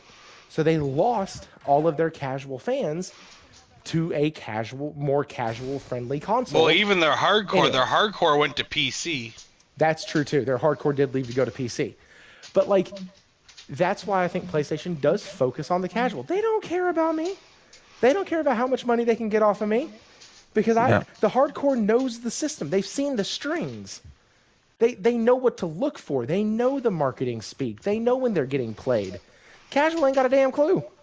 No, I mean, he didn't even know about the price increase. But the other thing that I was going to say is that, look, he's just one person, right? So we don't have enough data to say this is what we think is going to happen. It just makes a lot of sense that I did not see before I made this video. I wish I would have called him before I made the damn video, right? But something that now let me go ahead and read the reverse to you guys, because as much as we want to say, oh yeah, people like my cousin are way more in abundance, that's who PlayStation is going to be aiming for, it's not necessarily true. Because if we look at my which I'm going to show you guys right now, if we look at some of these response that we've gotten on my social medias and YouTube in specific, I have roughly about 100 comments from different people. And obviously not every single person that commented is a hardcore. So we cannot say all these people are hardcore, or we can't say all these people are casuals. But I think this is a much better mix of people than just asking us, right, who are the hardcore, or asking my cousin, who's the casual. But right away, one of the highest liked comments says here, God damn, these prices are insane. I miss the days where consoles decrease in price. I'm starting to think I won't be able to afford a PS6. So he's not saying I'm not going to get it. He's not saying, he's just saying, I don't know. That's where he's at. I don't know, which is a very interesting comment, because people normally like to gauge their future based on how well they're doing in their present and where they think they may end up being, right? So where he's at right now or where they are at, they're saying, I don't know if I can do it. The next one, Sony are a few days early for the April Fool's joke. Seriously, this isn't sustainable at all. We have gone are the times where consoles will become cheaper over time. I think prices will go down a bit when the summer hits anyways. I don't know what that guy's thinking. I don't agree with that. Unless AI, all of a sudden half the companies go out of business or Yeah. something. I don't think that's Or happening. politicians stop going to war. It says here there's and shout out to Eleanor. She is from Europe. She's been a gamer her whole life, and she says here their sales will go down the toilet and will rely on install player base. We're heading towards a gaming crash, and as soon as numbers fall, the CEO of PlayStation Sony will regret this massive mistake. Vote with your wallets or pursue if you're a woman like me, or purses if you're a woman like me. Us, the consumer, have power over this. And I want to agree with her, right? The logic says, yeah, agree with her. But at the same time, man, I don't know if our wallets do have the power that we think it has, mainly because we don't get together when it comes to shit like this. It's very, even the hyper Gaming's an organized individual people on social media, right? The woke crowd who are like, we're not gonna get Harry Potter because of whatever J.K. Rowling That's said, actually and why I Harry bought Potter it, became because of what J.K. Rowling said. the one actually the highest selling game of that year, right? That's the Continuing reason I on bought here. it. I ordered my PS5 off of Amazon yesterday. I wasn't planning hate on Harry it for a few months, but why not now, before April 2nd? So we've also been getting a lot of these comments where people are like, look, I wasn't quite ready to buy a PS5 Pro, but they're putting me in a position where I have to get it. Otherwise, it's $200 more. And that's if you're just sticking with the digital version. Because if you're going to get a physical disk drive and a stand, that's going to be $920 or $1,020 right there.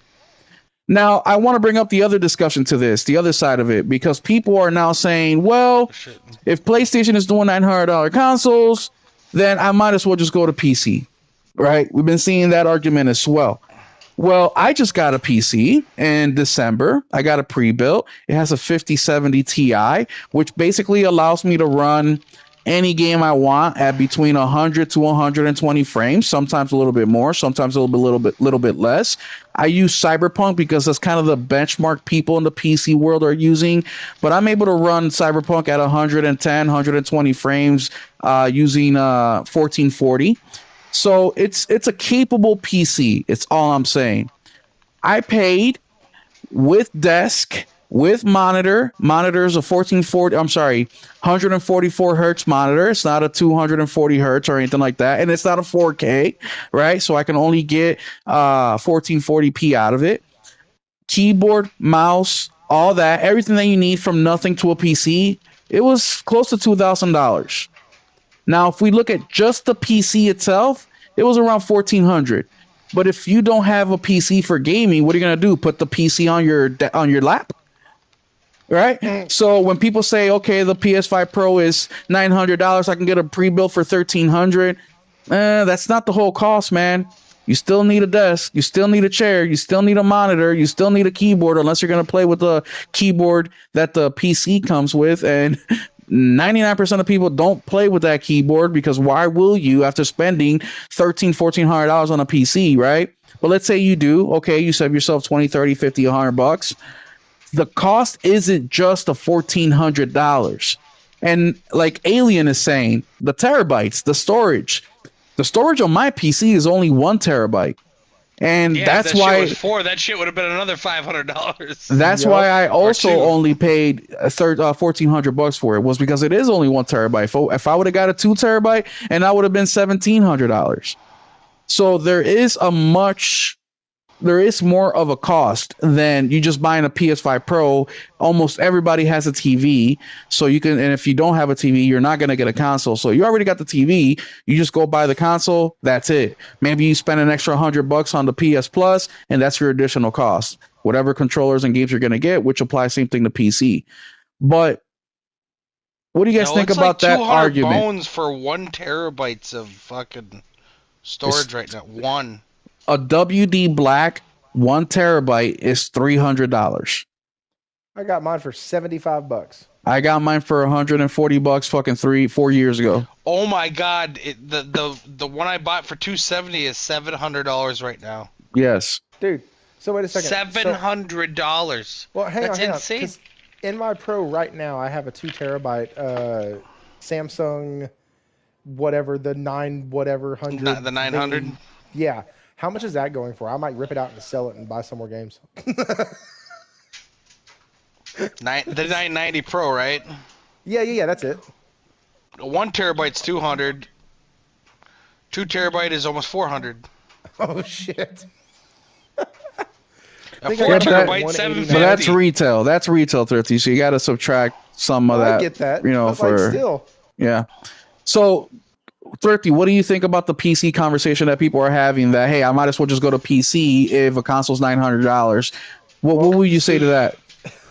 I'd say that this is once again PlayStation has been.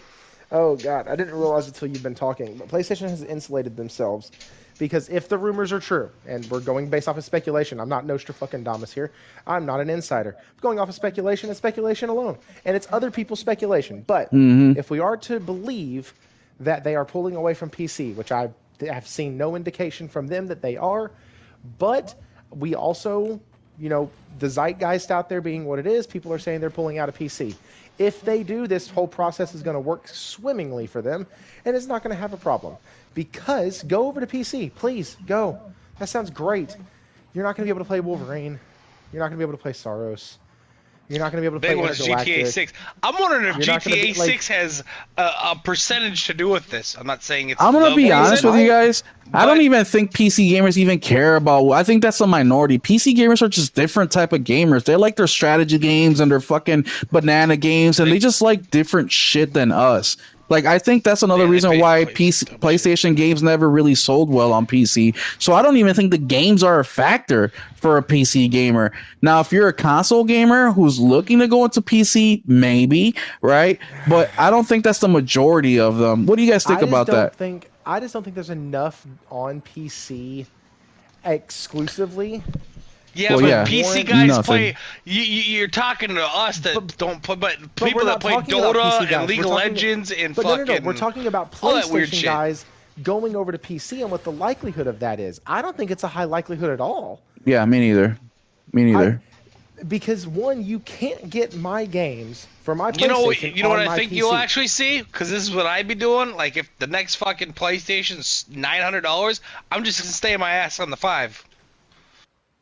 Well, that was going to be my next question. What, Thrifty? What are you going to do if the Forever, next? until my kids move out? Well, before I ask the question, because please go along with me on this one and let me know what you guys think as well. Because the way that I see it is, if the PS6 comes out, it has to be marketed as like the most powerful fucking thing ever. Because if I paid $900 for a PS5 Pro in 2026, and now in 2020, whatever, 2029, 2028, 2030, you have a PS6 and you're selling it for $700-800. Would you feel like, okay, this thing is not as powerful because it's less money? Would you feel like that, Thrifty? Would you even be interested in a PS6? No, Yes. and 18 different ways from Sunday. No. Would I buy one? Probably. Okay. And especially if the climate, politically and economically speaking, is what it is right now. I have no choice at that point but to try to get it as close to launch date as possible because history at that point Yeah. for the previous console has told me it's only going to go up from there. So like it's no longer the thing of hey, I can wait 2 years and grab it Yeah. at a lower price point. That's gone. This generation killed that. Well, let So- me interject here real quick before you continue because Hero brought up a point. He said the PS6 better crush the PS5 out the water. But what if it doesn't? And that's the question that I'm really asking. Then I stay. You know, because how much better can the next console really get? We've been talking about diminishing returns. Yep. So what Then does I it stay. you know, what does it have to fucking do in order to say, okay, this deserves $800-900 over what we currently have now? Maybe see ray tracing not tank frame rate. Maybe see global illumination. all of it's going to be in presentation. I don't think we get necessarily. I don't know if we necessarily get. I don't think we get better upscalers necessarily. I think they figure out how to use the tech that they've been trying to use this entire generation properly, which is why I fully believe that it's. I think with AI and shit like that, you'll be able to bring up more frames with fewer pixels. So, like DLSS, it'll continuously get better. Like your image is 1440 60, and then 120 later on. I don't know. But what level of better do we need? Is the question. Like, so from the PS3 to the PS4, there was a very. I don't know. Jump. I'm fine where I'm at. So. Right, that's what I'm saying. Like, I'm sitting here playing Shinobi. I'm not gonna buy an 8K TV anytime soon. So yeah, but we say we're fine where we're at. We've been saying that for console generations till we see the new shit. We're like, holy shit, that runs at 60 frames. Holy shit, the graphics are 10 times better, or they look way better. Like, come on, this isn't. I can play at 122 and I still play at 60. So. Yeah. I get that, but the point is that if you can do 240, you know what I'm gonna play at? I'm gonna play at fucking 60. That's and my TV's a 4K. Where do we go from here? That's the fucking question. TV, I guess. But that's the fucking question right there. Is PlayStation are digging themselves into a hole because obviously there's only so much they can do to get better, and on top of getting better, they have to come out in a price that's gonna attract what they've done to make it better. So it's going to be way more difficult to charge a premium price for the difference in what better is. Does that make sense, or am I tripping? And real quick, Jenna Hayes says something about Physint. I'm crazy, but I honestly think they're going to push back Physint real-time renders as PS6. Financially viable. Yeah, Jenna, I've seen the Physint render. These fucking guys told me I had the option of 60, 40, 30, which I did on the PlayStation 5, but the 1080p, the 720, we need to fucking see it before, we can think about it. If that is true, the Physint shit is true, running in real time like that, then I will give them my interest. I won't give them my money quite yet, but I will definitely give them my interest till they show me, because they have been overselling us for many decades now. I'm sorry, guys, to cut you off. Thrifty, you were saying? Or Nelson, you were saying? I think that's the other thing, is whatever the hell they tell me, I'm just going to take half of it and flush it down the toilet. Yeah. All right, cool. So we're going to get, if they tell me we're getting 8K, 120 FPS, I know what that means is we're actually going to get 1440p, 60 FPS. Exactly, with ray tracing. Exactly. That's what I'm expecting. That's what we're getting. So if they come out and go, well, no, every game is going to be 8K capable and this and that, I'm like, all right, every game's going to be 4K 60 natively. Like, that's the only thing that they can do. Like, we are literally to honestly, a point... here's what I would think. Like, 30 FPS 8K with limited ray tracing, fucking 60 FPS 4K with path tracing, or 120 1440p with fucking partial path tracing. There you go. Hearing these numbers, you're welcome. Hearing these fucking specs, oh god, I want to throw up. Here's what's gonna happen. Listen. Here's what happens. So this generation, they have focused on the technological improvements. I need to focus on the damn games. That's what I think. I think next generation, they focus on efficiency. I think that's the problem, though, is I don't think the boost from 5 Pro to 6 base is going to be big enough to make the casual gamer jump. I honestly think they might push back the gen until prices of... Because one of two things is going to happen. Either the AI prices are never going to go down. They're never going to go down. They're never. Okay, well, they'll stop going up. Because one of two things will happen. It's never going to stop going up. No. That's it. This is a new normal. Look, guys, like I mentioned earlier, I ran a store for 8 years. There were 3 major events that happened while I ran that store. Number 1 was Hurricane Maria in Puerto Rico, which one of the products that we got came from Puerto Rico. And guess what happened? We had to increase price The item cost $400. We raised it to 500. On top of that, it was months wait for you to get one. It was like playing the lottery just to get one. Well, Then we that's had what a lot of it COVID. is right now is supply and demand. Then we had More COVID. people will make chips. But Actually, the problem KFC's is, already, Nelson, is that COVID happened, and did we change the price back to $400? Fuck no. COVID came and we raised it to 700. COVID left. Product was flowing like normal. Did we bring it back down? Fuck no. We increased it to 900. Now we're making 50% profit on an item we used to make 20%. It's never gonna go down. So people who keep saying that once because there's three major manufacturers for chips and RAM and all this shit, right? Oh yeah, we're gonna get 5 more. Okay, great. What, you think they're gonna fucking bring the price down? It's the same thing that I brought up earlier. If a guy was getting $20 for every sheet of drywall that they hung up, but because everybody underbid each other, now they're at $10. They're just doing the same thing, but the opposite way. Oh, this guy's charging 55. Well, we're gonna charge 55 as well. We'll wait for them to go up before we change our price up. Before they used to compete down, now they're competing up. That's what they're doing. As a matter of fact, I wouldn't even be surprised if they're calling each other, which is illegal, and saying, "Hey, you guys changing the price up to 600 and from 500? All right, if you do, we'll do too." I wouldn't be surprised if these conversations are fucking happening. Remember, during COVID, the biggest transfer of wealth happened in human history was during COVID. How was that possible when we were limited?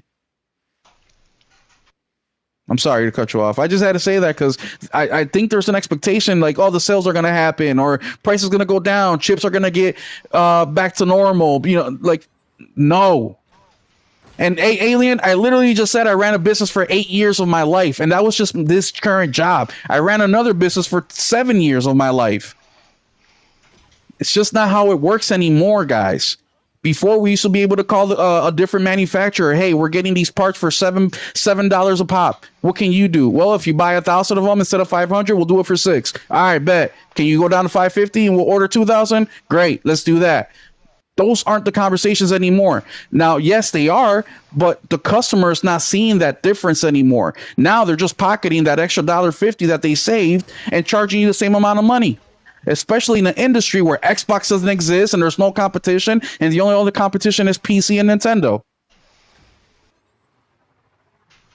You guys can take it from there and comment on what I just said. Yeah, I think it's time to find a new hobby.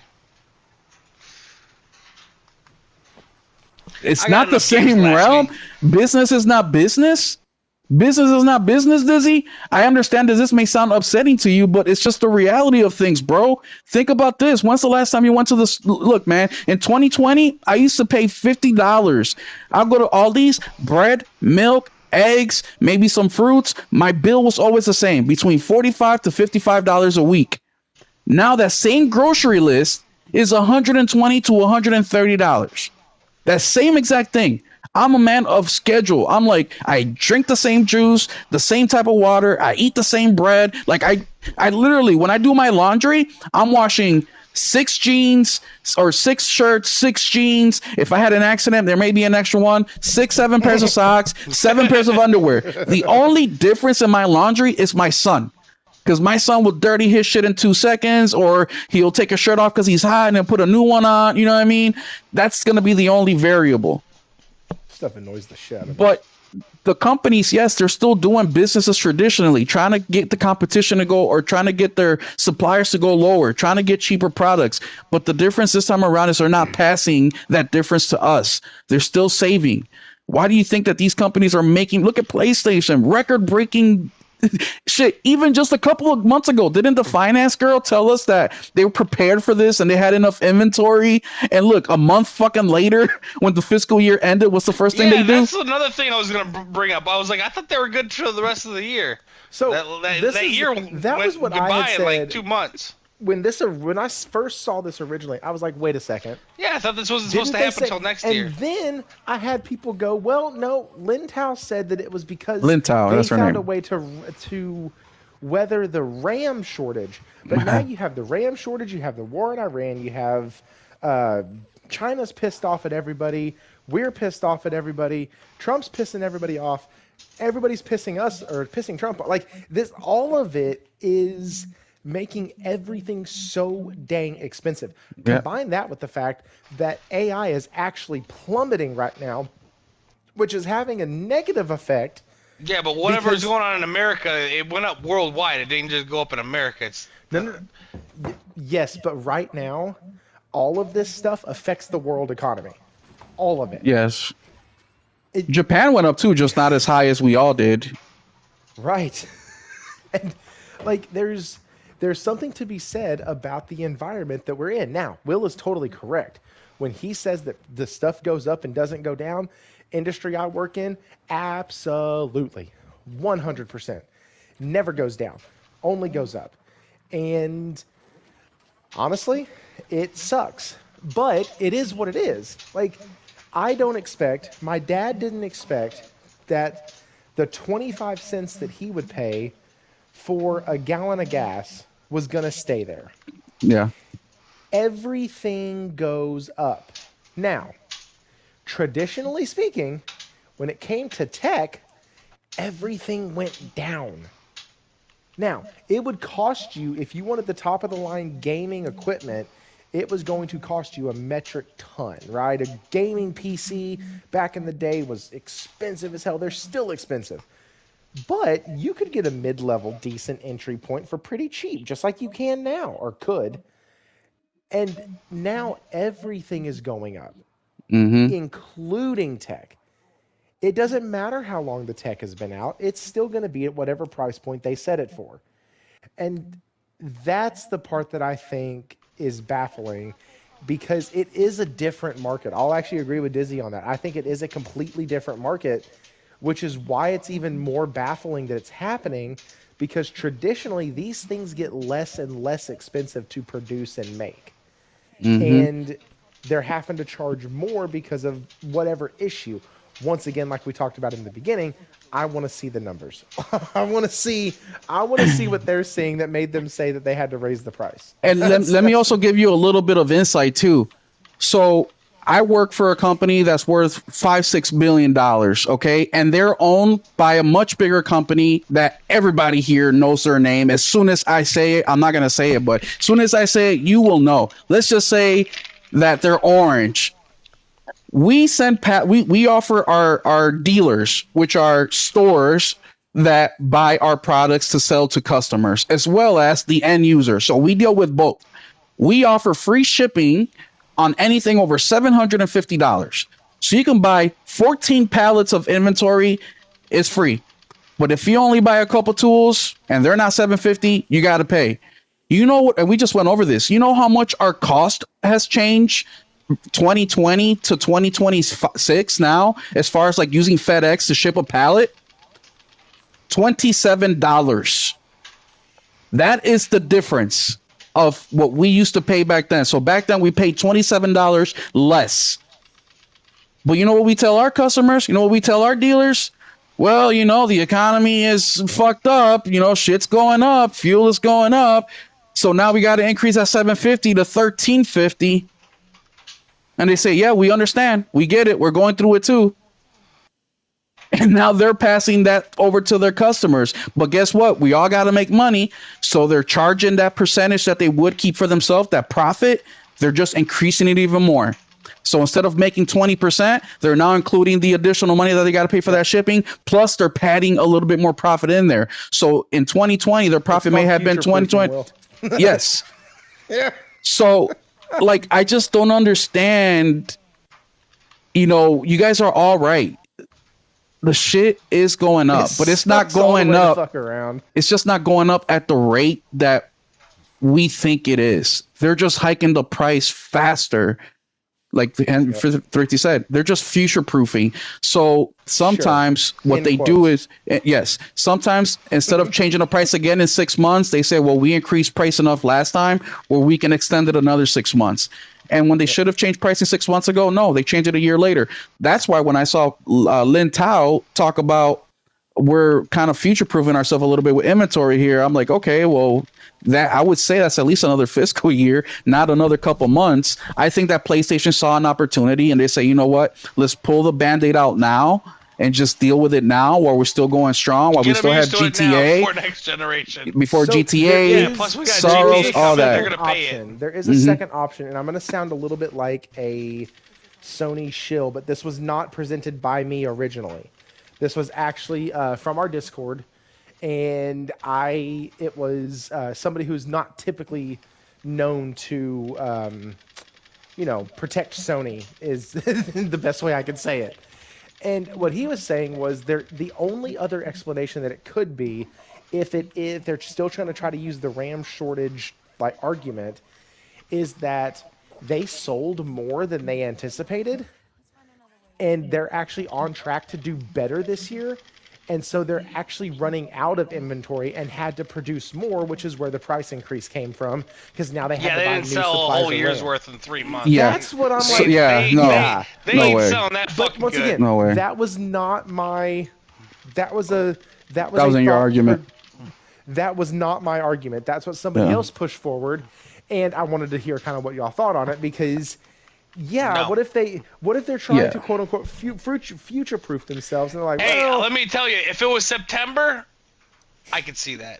I mean, okay. if yeah. well, yeah, and Heroes correct. She The said mo- it last month, not 10 months ago. Like, the look, financials. we thought we were gonna last 12 months. We only lasted 10. Like, no, we thought we were gonna last a year. It only lasted Yes. 3 I weeks. mean, sometimes Fucking you're gonna hell. last a long time, and you don't last that long. The It's just financials- No, I already know I'm not gonna. The financials are coming out next month, so we'll be able to get a better picture. But Nelson's right. I mean, if this is just example numbers, I don't Yeah, I fucking know. know. I don't remember. But let's say they're supposed to sell 8 million this year, and they ended up selling 10. Okay, yeah, that's over. But that doesn't. That's not enough to say, well, we ran out, right? Now, if they did like 15 million, okay, I can see that. Right, but we'll have to see how much higher that. But there's a P&L for everything. A P&L is profits and losses. There's a G&L. There's so many reports, there's so many budgets that these companies create showing what they expect each business to make. I mean, fuck, one of the reasons I quit was because they were demanding a 30% increase from me. I'm like, in what universe are you going to get a 30% increase unless it's a business that's only 5 years old? Because you will see those type of increases on a year-over-year basis on a business that's just starting out, because you haven't had enough time to get like the medium in that business of what to expect. So one year you could do $1 million, the next year you could do 5 million, because you're gauging it. How the fuck am I supposed to do that, right?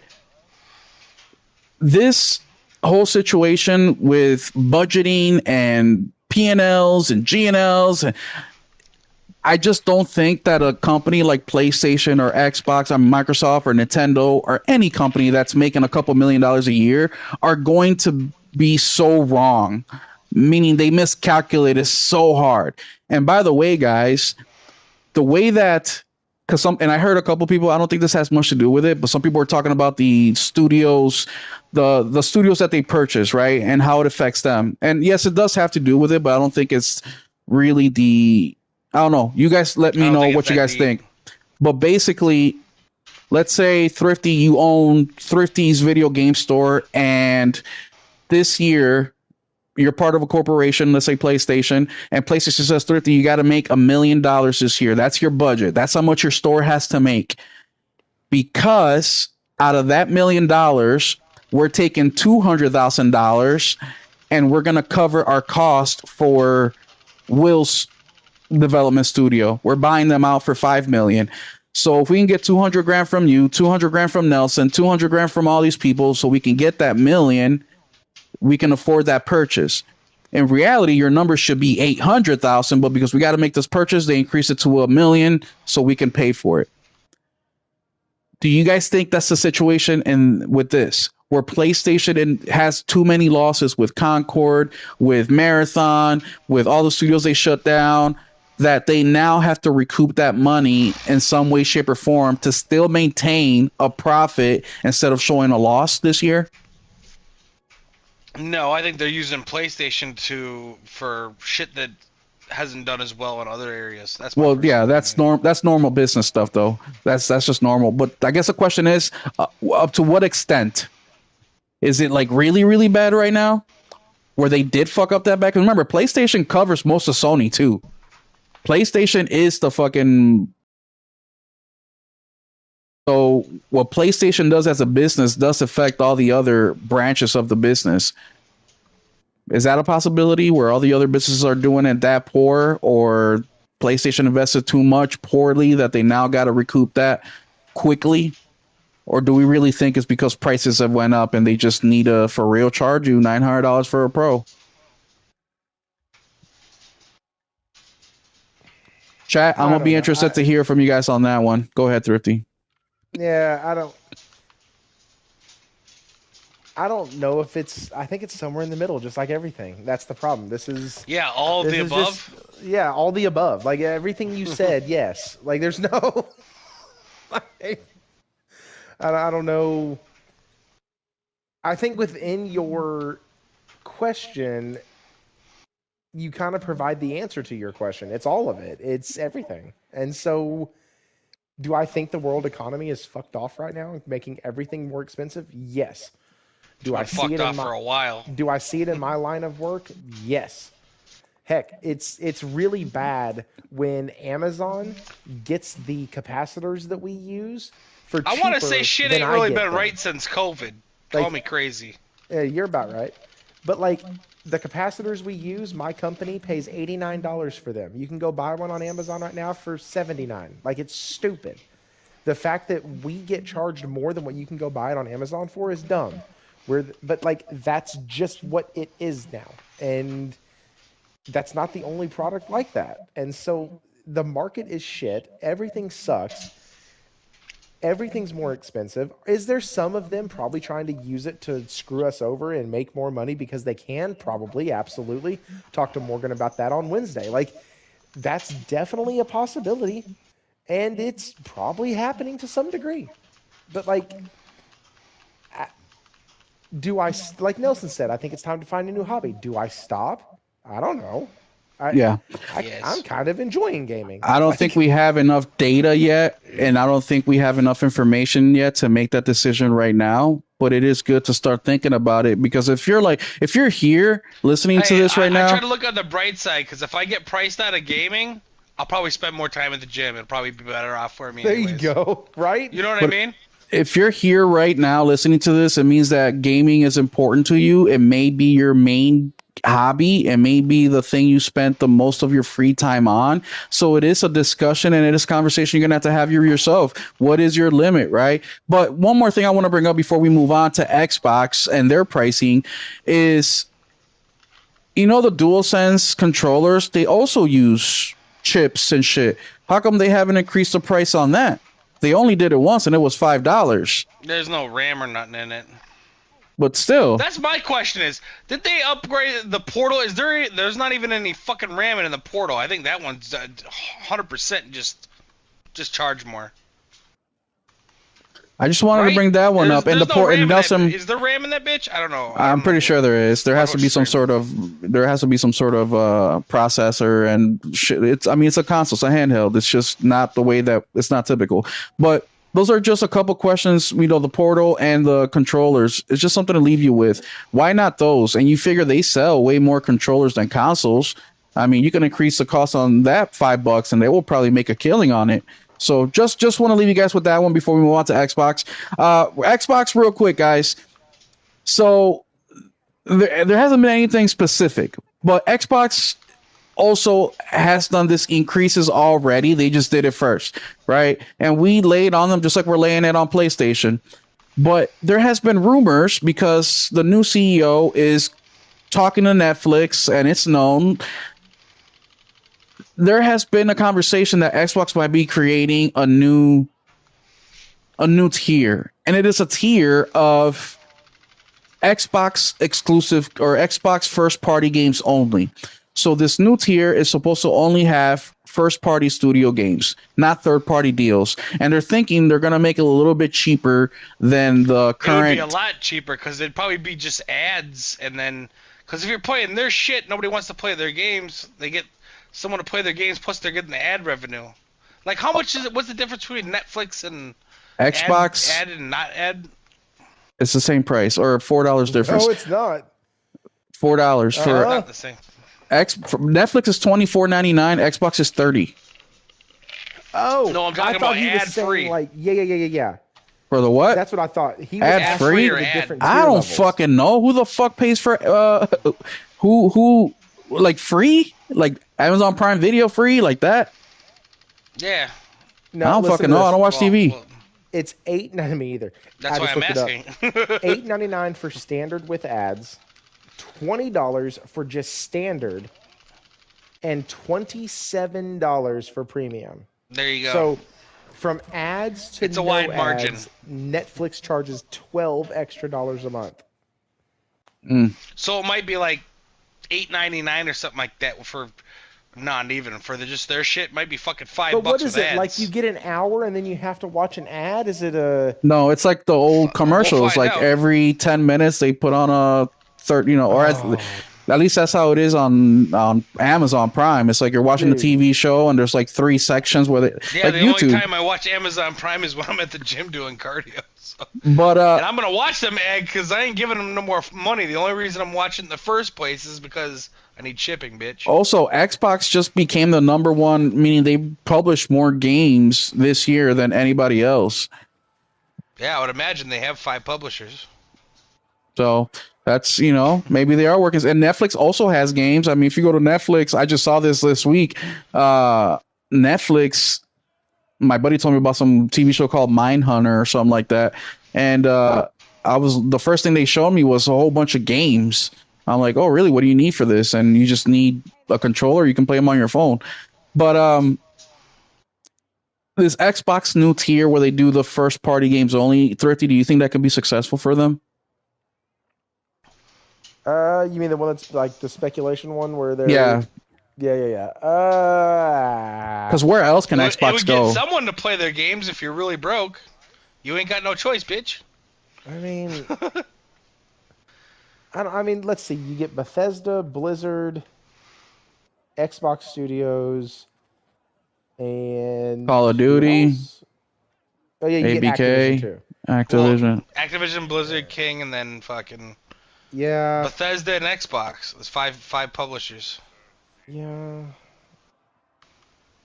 I mean, for don't Call of Duty know. alone, I figure that people, if it's like, $10 a month or $15 a month, $20 a month, it's still cheaper than the. Well, yeah, but we already saw that didn't work. They already tried to do the Call of Duty thing in Game Oh, yeah, Pass, true. and it didn't move the needle. True, Like, very true.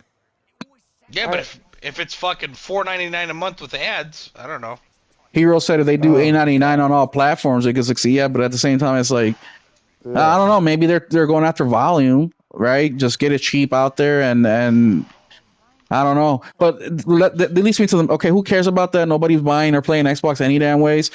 But that's the reason I going over this Game Pass thing is because they had their own little partner showcase this week, and I was talking to Nate, and he's like, I fell asleep twice, and that thing was only 30 minutes long. I was like, dude, me too, and that shit was only 30 minutes long. I didn't even watch it. What I watch it. said is, and yeah, we don't got to talk about none of the games because it wasn't really nothing in there. Like I didn't found watch nothing. shit. But my question to you guys is, what I said at the end of it was like, why is Xbox even doing a partner showcase? Like all games are It's going shells, everywhere isn't it? anyways. Shouldn't Xbox just be focusing on shit that it's only going on Game Pass? Shouldn't they be focusing on that? I thought it was just shit on Game Pass. No. Otherwise, it doesn't make any sense. No, it wasn't. It was only like 3 or 4 games I think that are going to Game Pass. Everything else, and the crazy thing is, really? PlayStation. Yeah.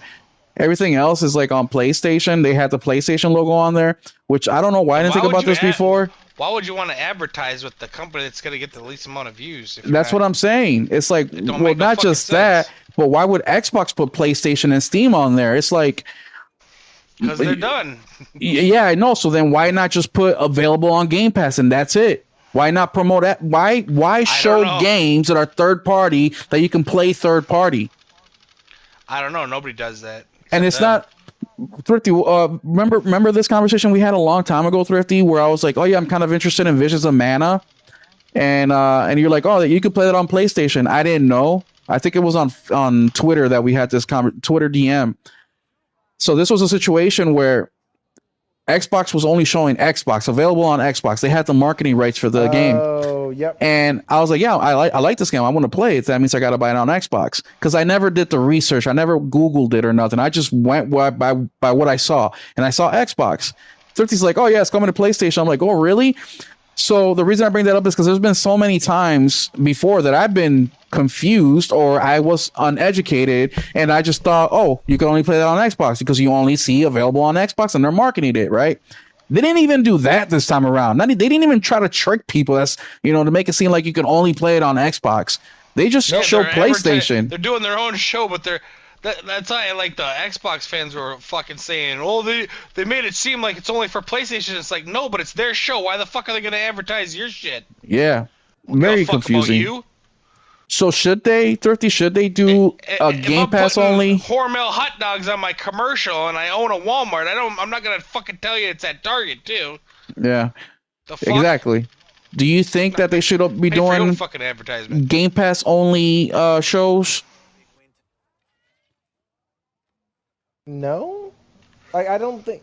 I think they should just be doing like an Xbox like studio show. That's it. Like I don't want a third party. Actually, you know what? I don't give a fuck what they do. If they want to It's do not third even party, a let them third do party. third The party. thing about Like, it is, it's not like just their games either. I don't understand it at all because it's like you're not really a platform anymore. You're not really a fucking. You know what I mean? no, but I don't know. But I see it kind of like if Ubisoft, but Ubisoft doesn't really do a. I don't That's know. a third That party is show. weird. Yeah. Does Ubisoft show fucking EA games on their show? No, they don't. They would show Exactly. what they're publishing. Yeah, no, they just need to do like their own published show. Like this is what we're publishing. This is where we're at. This is how we're doing it. Blah blah blah. And that's what needs to happen. They don't need to continue to. I think the problem is that Asha is actually trying to save this shit. Like people can say what they want about her. I really do fully believe that she is actually trying to save this shit.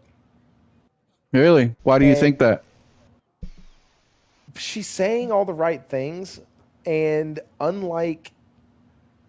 unlike Phil, who said something and then came out and said something completely opposite, she's actually been a little consistent in the couple things that she has said. So, wanting to take it back, wanting to find a way to make Game Pass cheaper. Does that mean ads? Probably. And if that's the case, well, you've missed the mark again. Like there's things that she's saying that if implemented correctly, I'm actually kind of excited. I think because here's the fucked up thing. Everybody wants to label me as a pony or this and that. I have stated from day one I want Xbox to be good. I have stated from the very beginning I want Xbox to be better. Because when Xbox gets better, competition breeds competition, and it breeds success. I think it's better Yeah, for the no. industry when Xbox is Why do good. you think PlayStation's doing whatever they want and experimenting like crazy? Because it's they like, don't they have can't a be, care in the world. Exactly. They don't give a shit. Nintendo Like, doesn't compete directly with them. PC Yeah. don't compete directly with them, and Xbox don't compete with fucking anybody. So who cares now, right? Like now, Exactly. Asha's coming in. Asha's coming in. and Bitch, you going coming and- to my store? Yeah. Otherwise, you're gonna fucking eating out of a mud hole. Yep. Fucking A. And so I really want, and maybe it's me wanting, maybe it's me hoping, but I really hope that she does the implementation of a couple of these things properly. Way too late for that. I don't know. They should have thought man. about that before ABK ban. But Like, listen, yeah. you got to think though. All the stuff about a higher price console, about being a niche market, about being all this other stuff, that is all Sarah Bond, Phil Spencer lingo. That's true. That has nothing to do with what Asha wants. Asha's coming in and saying, I want to bring back the brand. I want to bring back the player base. I want to bring back all this stuff. I want to lower the price on Game Pass. I want to be the place where people go to play their games. Play anywhere is cool, but I want people to want to be at Xbox.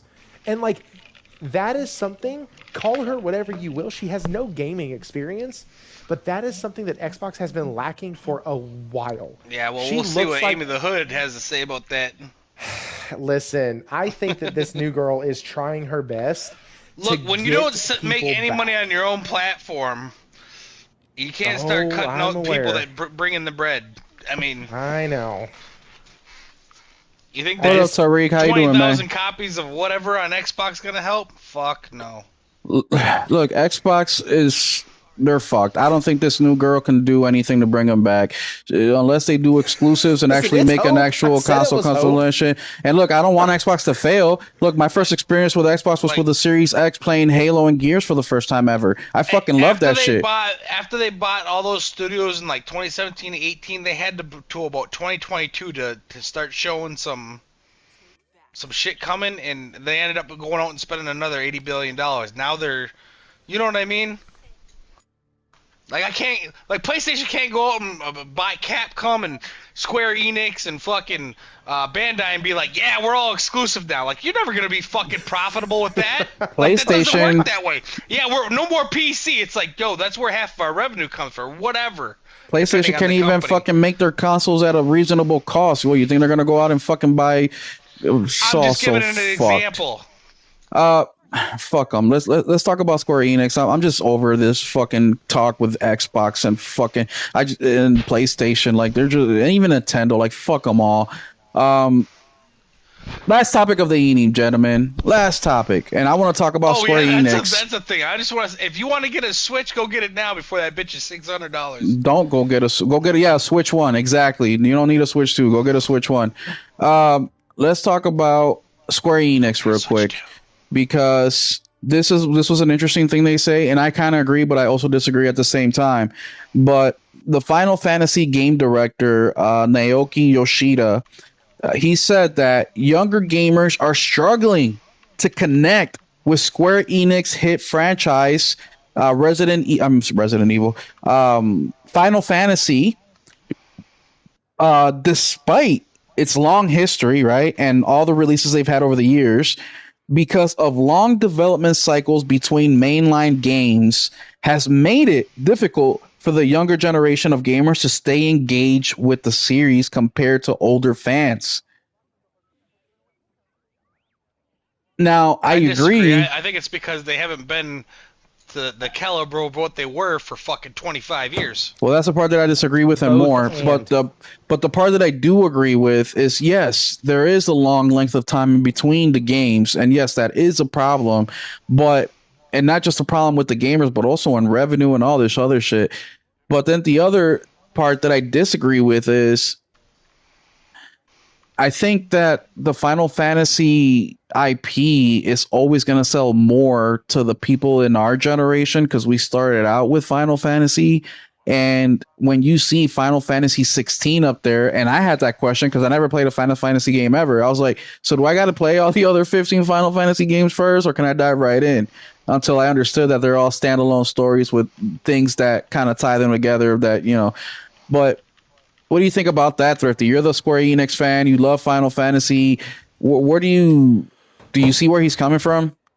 I do. I think it's a both and, though. I think it's the fact that they're not engaging with the market like they should, but it's also the games take way too long, and so it is much easier, and we've seen them do this, to bank on their old IPs that people already have an emotional attachment to, than to make them, or to try a new IP. We've also seen that they've sucked at trying new IPs as of late. If anybody remembers Forspoken, if anybody remembers Babylon's Fall, there's a couple games right there that have come out shit the bed. You played more. Was 13 wasn't online, was it? Mm-mm. Okay, well, 13, between 13 and 16, the only one that wasn't online was 15, and that one sucked. So how many years is that? 12 That's a years? lot. Yep. So from 12 to 16, basically, well, I don't know if many people played 13. I can't remember. No, 13 I didn't play that one. 13 did well enough to get sequels, but that was about it. Yeah, well, there hasn't been really a fucking great new Final Fantasy. Nope. Since 10, really. 12 was pretty good. After that, it's been pretty much downhill fucking fall. 16, people talk shit about 16, but that's the best one I've played since fucking PS2. New game, but that's me. I didn't really play 13 that much either. I like 16. 16 was my first one, and I loved it. I played that thing, and I beat it, and I loved it. And I bought the DLCs, which I haven't played. I should play. I think I should play it. I have time now. The Star Wars game is kind of pissing me off. I never did play the DLC either, but I put What 100 Star Wars hours game into are you 16. playing? Outlaws. that shitty one. Oh, why'd you do that? It's not. First off, it's not shitty. You guys think if it's not you guys, but I'm saying like people in general think if a game isn't gaudy, then it's obviously trash. That's not realistic Nah, here. my The buddy game could has be that game. average. My buddy has that game. He's a huge Star Wars fan. He said it sucked. But He why said did the it suck to character him? He said the character had no depth. She's kind of Okay. just very boring. Yeah, she is very true. And Well, it's an Ubisoft he- game. he was like, it was off story enough to where it didn't have, like, it was Star Wars, but he was like, it wasn't Star Wars. And he's like, he has the, he has like the Boba Fett statue, he has the Leia statues, Mm-hmm. he has the lightsabers, he has Yoda, like Darth Maul, like he is a huge, huge Star Wars fan. And even he's like, it's okay. It's not really that good, but it's okay. See, I agree with him. You know, one of the But the biggest things that disappointments are- I have, not because it's a bad game, but because of the way it launched, because Jedi Survivor is one of the best games I've played this entire generation. Survivor's so good. I love that game. If But that the would have came thing- out mint, that'd be my top 5 The thing games that I as like Jedi. about Outlaws is how expansive the world is. How I'm able to go to different planets. How I'm able to, like, right now I'm just playing fucking a card game. So there's other things that are drawing me to the game. Outside from just the typical main character's ass, and they also made her super fucking ugly. Like, and I'm not even being like one of those people like, why are you making women ugly? I really don't care too much. But they made her fucking Yeah, hideous. you know the models fucking just knock out too. Yeah, I know. That's what I'm. Well, I'm bringing that up. Yeah, it's just unfortunate. But going back to Square Enix, I think Square Enix needs to start. Could you imagine that? Digging Being deeper. a pretty person though is like, hey, we want you to model for us, but we're gonna make you look like a foot. Yeah, I mean, Like what? I would So when Square you. Enix has a problem. Here's the problem with Square Enix. I got you. Here, Thank you. wanted Square Enix talks? Here you go. We'll move away from TNA and we'll get to Square Enix. So here's the deal. Square Enix's big problem is that they are wonderful and great and creative as hell when it comes to titles Smaller that games. titles that could succeed or fail and not move the needle. In other words, Yeah, Adventures of smaller Elliot. games. That's exactly Right. what I was talking about. Like the Yeah, 2D shit that don't So- cost a whole lot. It turns a profit, but it ain't gonna. Sure. It ain't Adventures gonna in make you Elliot. expand. You know what Well, I mean? that's not enough. But no, I no, know. listen. That's the thing, though. They do great in that area. When they get to their Final Fantasy, their Kingdom Hearts, those franchises, Yeah, last Kingdom Hearts sucked. because those franchises, they're so scared to fail that they become overproduced piles of mess. And so what I mean by that is like Final Fantasy 16, gorgeous, beautiful game, amazing combat, until you start looking a bit further. The combat's not elemental based. Dumb as shit. You took away something that was a core feature of the franchise since That the was my very only beginning. complaint about Rebirth. And what? It's not elemental based Rebirth was elemental based. or remake. Remake was also elemental based. Actually, 16 was though not. the world was. Oh. Yep. Oh yeah, you're right.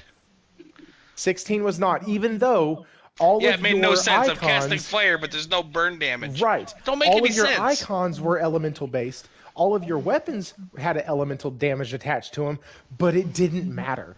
It was so the moment I could hit a bomb with fire and it not heal it, I was upset because as a fan of the franchise, that doesn't make any sense. But they Yeah, you're supposed to use overproduced it. ice on fire, fucking Yeah. wind Water and on water, fire. fucking. Yeah, like that's how these things are supposed to go. And in the interest of bringing in new people, they said, "Eff it, we're going to overproduce the hell out of this game. We're going to give Game of Thrones meets Final Fantasy." According to some people, I've never watched Game of Thrones, but like they've overproduced it. To But the did it point work though? where they're- Did they Hell sell? no. Did they No. sell more than before? No, because they're scared to innovate. It used to be the thing that was Square Enix. They would maintain their core strategies while pushing innovation forward. Final Fantasy XII had one of the best combat systems ever, and it was hated for so many years because of the combat system. 12? Now, yes, It took a while to get used to. but the Gambit system, once you actually got it figured out, It was one of the best. See, you could 12's literally underrated. A lot of people hate on 12. I like 12. listen. 12 story is just Star Wars and Final Fantasy. Like Yeah, but the game's good. it is good. I like it. The one thing I hate is that you can actually get stuck in it, and that sucks. So be careful. But like, and I mean stuck as in like level capped. There's a few different spots where you can get locked into the story, where if you're not a high enough level, you'll not be able to get past it. So just understand that. So I just think Final Fantasy, or I think Square Enix needs to get back to the point where they're actually innovative in their main franchises. And that's not going to happen. And I think the company is going to end up dissolving a lot of their. Me too. I think they're going to shrink a lot over the next few years. I think they're going to get rid of a lot of their AAA. And that's it. And we're going to have Final Fantasy because they're stubborn. And that's it. Final Fantasy and remakes and remasters and reboots and that's what I meant in their, hopefully in their some HD collections section. Yeah. Well, hey, nothing lasts forever, and that goes to Square Enix, that goes to PlayStation, that goes to You can only suck Xbox, so long. and that goes to It Nintendo. always bothers me because I grew up a huge SquareSoft fans, but people are like, "Oh, Square was the best." It's like, yeah, but they were the best for like 5 years. They've been shit for 25 years. Like, y'all living like in 1999, my guy. They've been not that good for a really long time. That's what something Nate kind of mind ninja'd me one night when him and I were talking about this. He goes, Thrifty, I think what you really mean to say is you like Squaresoft, you don't like Square Enix. Exactly. And I like Squaresoft. I got to thinking, and I was like, you know what? And Squaresoft's been gone for a long, long time. Basically, Since 2001. Yeah. Yep.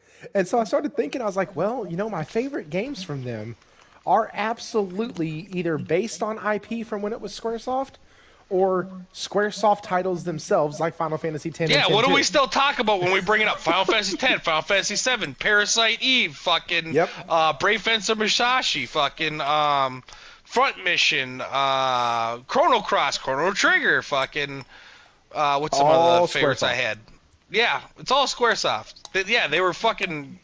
If you went and bought, except for Energizer, I didn't really like. That was okay. That was like a 7. Like you were guaranteed an 8 to a 10 for like a 5-year span, and people can't get over that. That's over. They did Ridge Racer. It wasn't Midway. Midway published it in the States, but they're the ones who could develop the game. Yeah, but now they suck. Damn. But well, what do we do about that? Because people say the same shit about Ubisoft. Oh, Ubisoft, Assassin's Creed 1, 2, and 3 were the best. And who's making more money? Who's being more successful, Square or Ubisoft? Square. They're both actually in danger, and I'll tell you why. Nobody's as much in danger as fucking Ubisoft would already be out of business if it wasn't for those loans. And guess what? If you've been paying attention to what they've been doing at Square Enix, there's a private investment firm that keeps putting money into them and buying up new shares. They started out with like 10, now they're at like 18% now, because they just keep putting more money in, and they keep getting more shares in return. This is actually very bad in terms of what happens when this company usually gets a foothold in, because this investment firm is known to go inside of a place, try to get it as lean as possible, buy up enough stuff, and then quickly flip it and get rid of it. Yep. And so, like, what's happening right now is setting the grounds for either a takeover, a forced sell-off, which is what we've seen, I think, at Ubisoft, where you had to have a restructure. Tencent came in, gave them a shit ton of money, said, hey, we want to protect these franchises, and now everything else is getting axed. Yeah, they just want the IP. When they go down, they'll own the IP. Right. And so they're just Square making Enix, it so they don't have to outbid people. That's basically what it is. Square Enix, if you remember, a couple of years ago when this all started, they sold off a ton of their IP already. They're actually further along in the process of restructure than Ubisoft is. If you put them next to each other, they're both doing the same thing. They got another investment company. They're selling off their IP that they don't need or want or can't afford. They're trying to focus on their big tentpole titles while peppering in some littler ones. Like, they're both doing the same thing. And so it's like Will said it earlier. It's almost a race to the bottom. They're Yeah. trying to figure out what they can do. Neither to one of them will keep be here in a these- few years the way they are now. Well, Ubisoft's already kind of being broke out. Yeah, and that's what I think it's going to come to. Like, You know what's funny? 5 years ago, I said by 2025, I don't think Ubisoft be around anymore. If it wasn't for that loan, god damn it, I would have been right. I'm trying to find that recording too. Tornado was there. I have witnesses. I mean, I don't know why you Which- want Ubisoft I'm to sorry. die. I like Ubisoft. I didn't say actually I like want him to die, I fucking said they're Valhalla gonna a die. lot. I actually been thinking about replaying Valhalla again for like the 5th time. I really like that game. That game sucks. y'all can keep all that bloated bullshit. Yeah. Y'all can keep it all you Mm. want. It all yours. bloated. Talk about well, Let's talk about the difference, please. once Come again, on. you Come on. guys have the best thing you can say is Bad gameplay and bloated. I have no self-control and I must chase every shiny thing. That's what makes the game bloated to you. The story sucks. The characters The suck. stories the did map not sucks. suck. The fucking combat Fuck sucks. no. The characters Hell They're no. got rid of terrible. Desmond. They're All terrible. that Obviously. sucks. Everything sucks. You guys beat the It's game? Nothing good about those goddamn games. Nothing. No, I spent 40 hours in England for some dumbass reason. No, I'm not going to beat that game ever. Who likes Crimson Desert? Hold up, stop. Who likes Crimson Desert, Hero? What Will are you talking about that likes Crimson Desert? Please, because if you haven't been paying attention, I've returned my fucking copy of Crimson Desert after 3 hours. So please let me know who likes Crimson Desert. Crimson Desert doesn't even have a fucking story. Crimson Desert for people who have ADHD. Crimson Desert. As a matter of fact, if you like Crimson Desert, Hell no. I judge the fuck out of you as a gamer. If you enjoy Crimson Desert, fuck off. I don't judge you, but I do want to know I do. why. I why do. you It play just games. didn't really interest me when I. Look, Crimson Desert has really cool like, you can RKO people, but there's no soul to the game. So it's like playing GTA and all you do is shoot prostitutes. Like, yeah, that's cool for the first hour, but after that it's like, is that it? Like, this is just boring. It's like going outside and throwing the ball against the back of the house and catching it. You're like, okay, this is fun, but after how long? It's like, come on, what is this? So yeah, no, fuck Pearl and so Abyss. here's And then the they deal. lied to us. In these RPGs that people talk about how we like to spend so much time into, Yeah. we always have a solid story to go back to. Like, Yeah. anytime in Trails in Trails in the Sky FC that I get tired of doing a hunting mission or something like that, I can go progress the story and get my next story beat and feel something fresh and exciting and all that. When I played Valhalla, I never got the feeling that It was never interesting. it was never interesting and it felt endless. Like, somebody was telling me after I put that, I think it was you. The No, combat, it doesn't help was that I played RPG. Ghost of Tsushima right before that. I was like, how many fucking times can I press triangle? Like, So it and then was I went back RPG to Ghost. 88. I got my ass kicked on easy after beating the game because I was used to just triangle. Like, fuck, I gotta learn the combat system. Yeah, but RPG 88 was like, you do realize that some of those quests like repeat themselves, right? Like, you can go do some of the hunts and stuff over and over and over again. And I was like, no, I've been checking off boxes and I didn't realize that the boxes kept reappearing. The So, same. like, that sucks because I wasted so much freaking time trying to do stuff in the England area, getting my base camp set up, doing all this other crap. I don't even know what the fuck the story was, and I don't care. And they were like, well, they fixed it towards the You didn't end. They miss brought anything. back in the Isu and the Desmond and did all this and Bayak and blah blah. Yeah, I don't know what you guys are talking about. I followed the story the whole way through. I treat that game like any other big open world RPG game. When I've had enough side content and I'm like getting bored, I go back to doing the main quest, get some of that story injection in you, and keep it moving. But the other thing I was going to say real quick before we finish this conversation up is with a game like Crimson Desert, I think that it depends on the type of gamer that you are. I don't really watch TV. I don't really watch movies. So when I watch or when I play a video game, I like to get all my senses covered. The music to be good, the gameplay to be good, the story, the art style, all these things. So when I play a game like Crimson Desert that only has one strong point out of many, I'm very disinterested in because I'm like, if I'm going to focus all my time into doing this, why would I cut myself short when there's so many other games that do have good story, good gameplay, good art style, good music?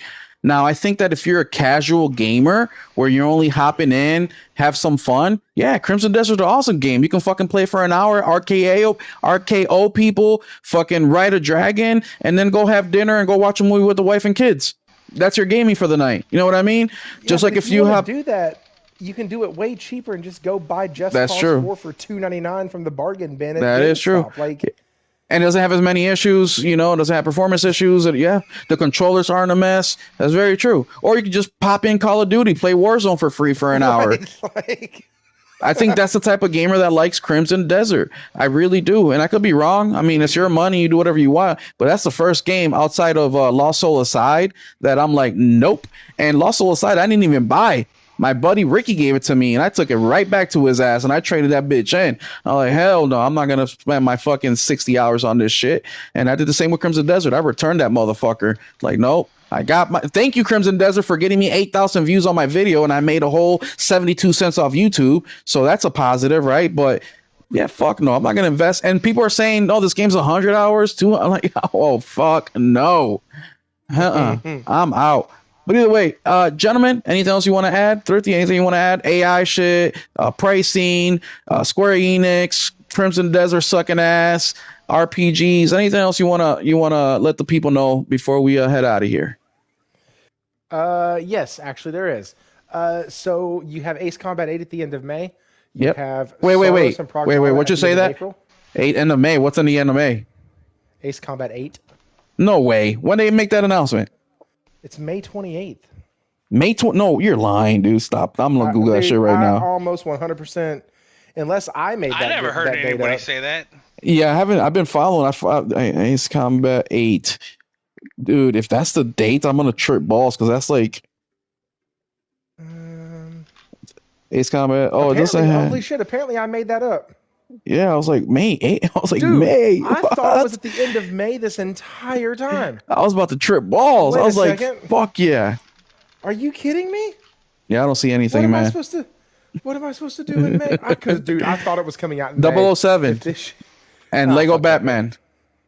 I I'm don't not care about buying either of shit those. in May. I don't care about either of those games. I'm gonna get Lego Batman. That looks pretty cool to me. I'm gonna get Yeah. both of them on sale for like. I'll play both of $25. those on like deep sale or some shit. Like, Yep. I'm fine. That's I gotta start being more choosy. especially if I have to I ain't afford got an time to play $800 'em all. console. You keep saying that, Nelson, but then they drop the next fucking 2-bit game, and you're like, day one. Those are different. Yeah, Those Those are are special. yeah.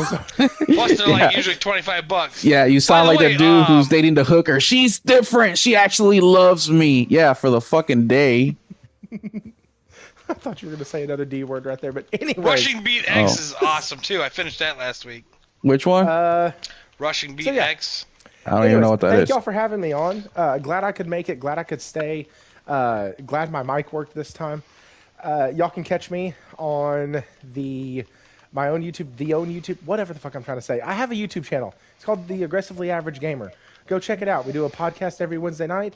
I am actually in the process of getting everything back up and running for me to do review videos again.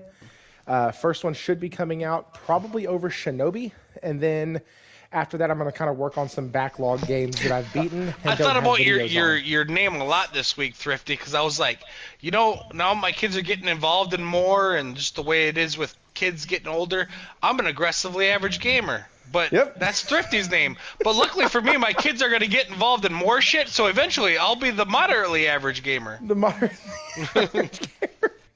Listen, man, I kid you not, dude. I thought about it the other day, and I was like, I only play, generally speaking, I play a lot of 80 to 100 hour experiences. So And do so, I. like, But I'll beat like last year. that's why people are like, why haven't you tried? You like Falcom games? Why haven't you tried What the hell's that one you're playing? Trails in the Sky FC. Trails the Trails fucking series. I'm like, because when? Because they're 100 hours each. Exactly. Listen, I'm still working on the Final Fantasy Pixel remaster. I'm still on 2. I started 3 years now, ago. I will say this. With Trails in the Sky FC, it's not 100 hours anymore. Now they're like 60. So they did split it up and make it a little bit nicer in that regard. Because I think I have 2 more acts left and then I'm done. Shit, that's why I think a lot of people don't try new franchises. Games are so goddamn long. It's like I can't play the ones that I know about. Like fuck. Nah, bro. And People so that's don't the play thing. new franchises like my cousin. He only plays Call of Duty Zombies, 2K, and then whatever Rockstar drops. That's it. That's all they want to play. That's all they have time for. It's also because that's the thing though. We don't have a lot of time, and we're the ones buying the games. My now. The eyes average are bigger than demographic is us. my clock. And so, but because of that, we do gravitate towards franchises we know, or games that are like franchises we know. Like, that's what got me into Trails. It's what got me into Tales of Arise, and all of that because I love Tales of Arise. I put 120 hours in that game. I have just about that. But did you do the DLC? Yes, I did. Ooh, is it good? I haven't Yes. finished it yet. I've only started it. I just It's got like my in whole like a party back clock together. tower or something like that. I don't know. It's a lot of running back and forth. But Look, it was I'm just fun. never ever gonna let somebody who plays 2K or Call of Duty or Football Club tell me that fucking or Crimson Desert tell me that fucking Assassin's Creed sucks. Okay, I'm never gonna let that fucking happen because at that point, if you're sticking in more than fucking 50 hours, 60 hours into these games, like, what are you doing? You're not even like. Hero, I played 212 But those are- 212 hours in the Assassin's Creed Odyssey. But the only reason I honestly liked that one was because I just got off like a 3-month Yeah. fucking Mhm. Roman.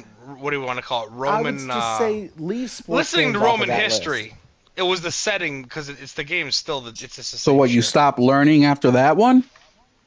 Huh? No, that's just what interested me. It was a time period. The game wasn't really like if it would have been another time period in the same game, I wouldn't have fucking like Origins. I get didn't it. Play that shit. That's what people say. Fucking Assassin's Creed, the one in Japan was I awesome. love I'm like, Origins. nah, man. You just love the Japanese setting. Japanese setting doesn't do nothing for me, so I didn't like that one.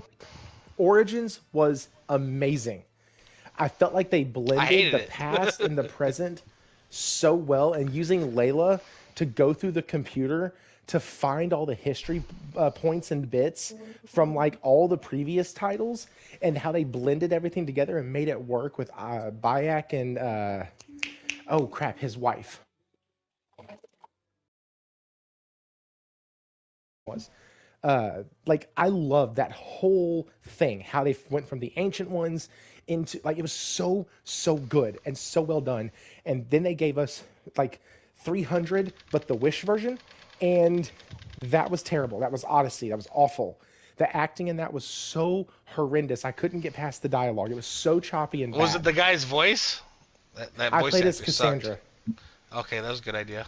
I actually She felt the was a same good- way like that about both games. That's the only one I've fucking finished since Black Flag, and Yeah, I bought like almost all of them. Dude, I tried playing hated Black Flag and I Odyssey. quit it after 2 hours. So That shit I is was so so I outdated. as well. Shit, so like people, and I tried it recently for the first time. The best Assassin's Creed is the Ezio Collection, and that is it. Everything else can go to hell. Ezio Collection is the Flag's best. good too. Fuck agree. Black Flag. If you like Black Flag, Black Flag, you are lame. No, I don't know. Maybe they were good at the time. No, they're still good. Did No, you they're just not. Say if you like black, did you say that? I did Okay. unintentionally. Black Flag. Try playing There's an Black L Flag in there. again. Go in there, go play Black Flag right now. Go with their whole 60 frames, all that. Go play it right now. That shit is fucking lame. It looks like trash. It looks like an old ass game. It looks like a fucking PS2 game right now.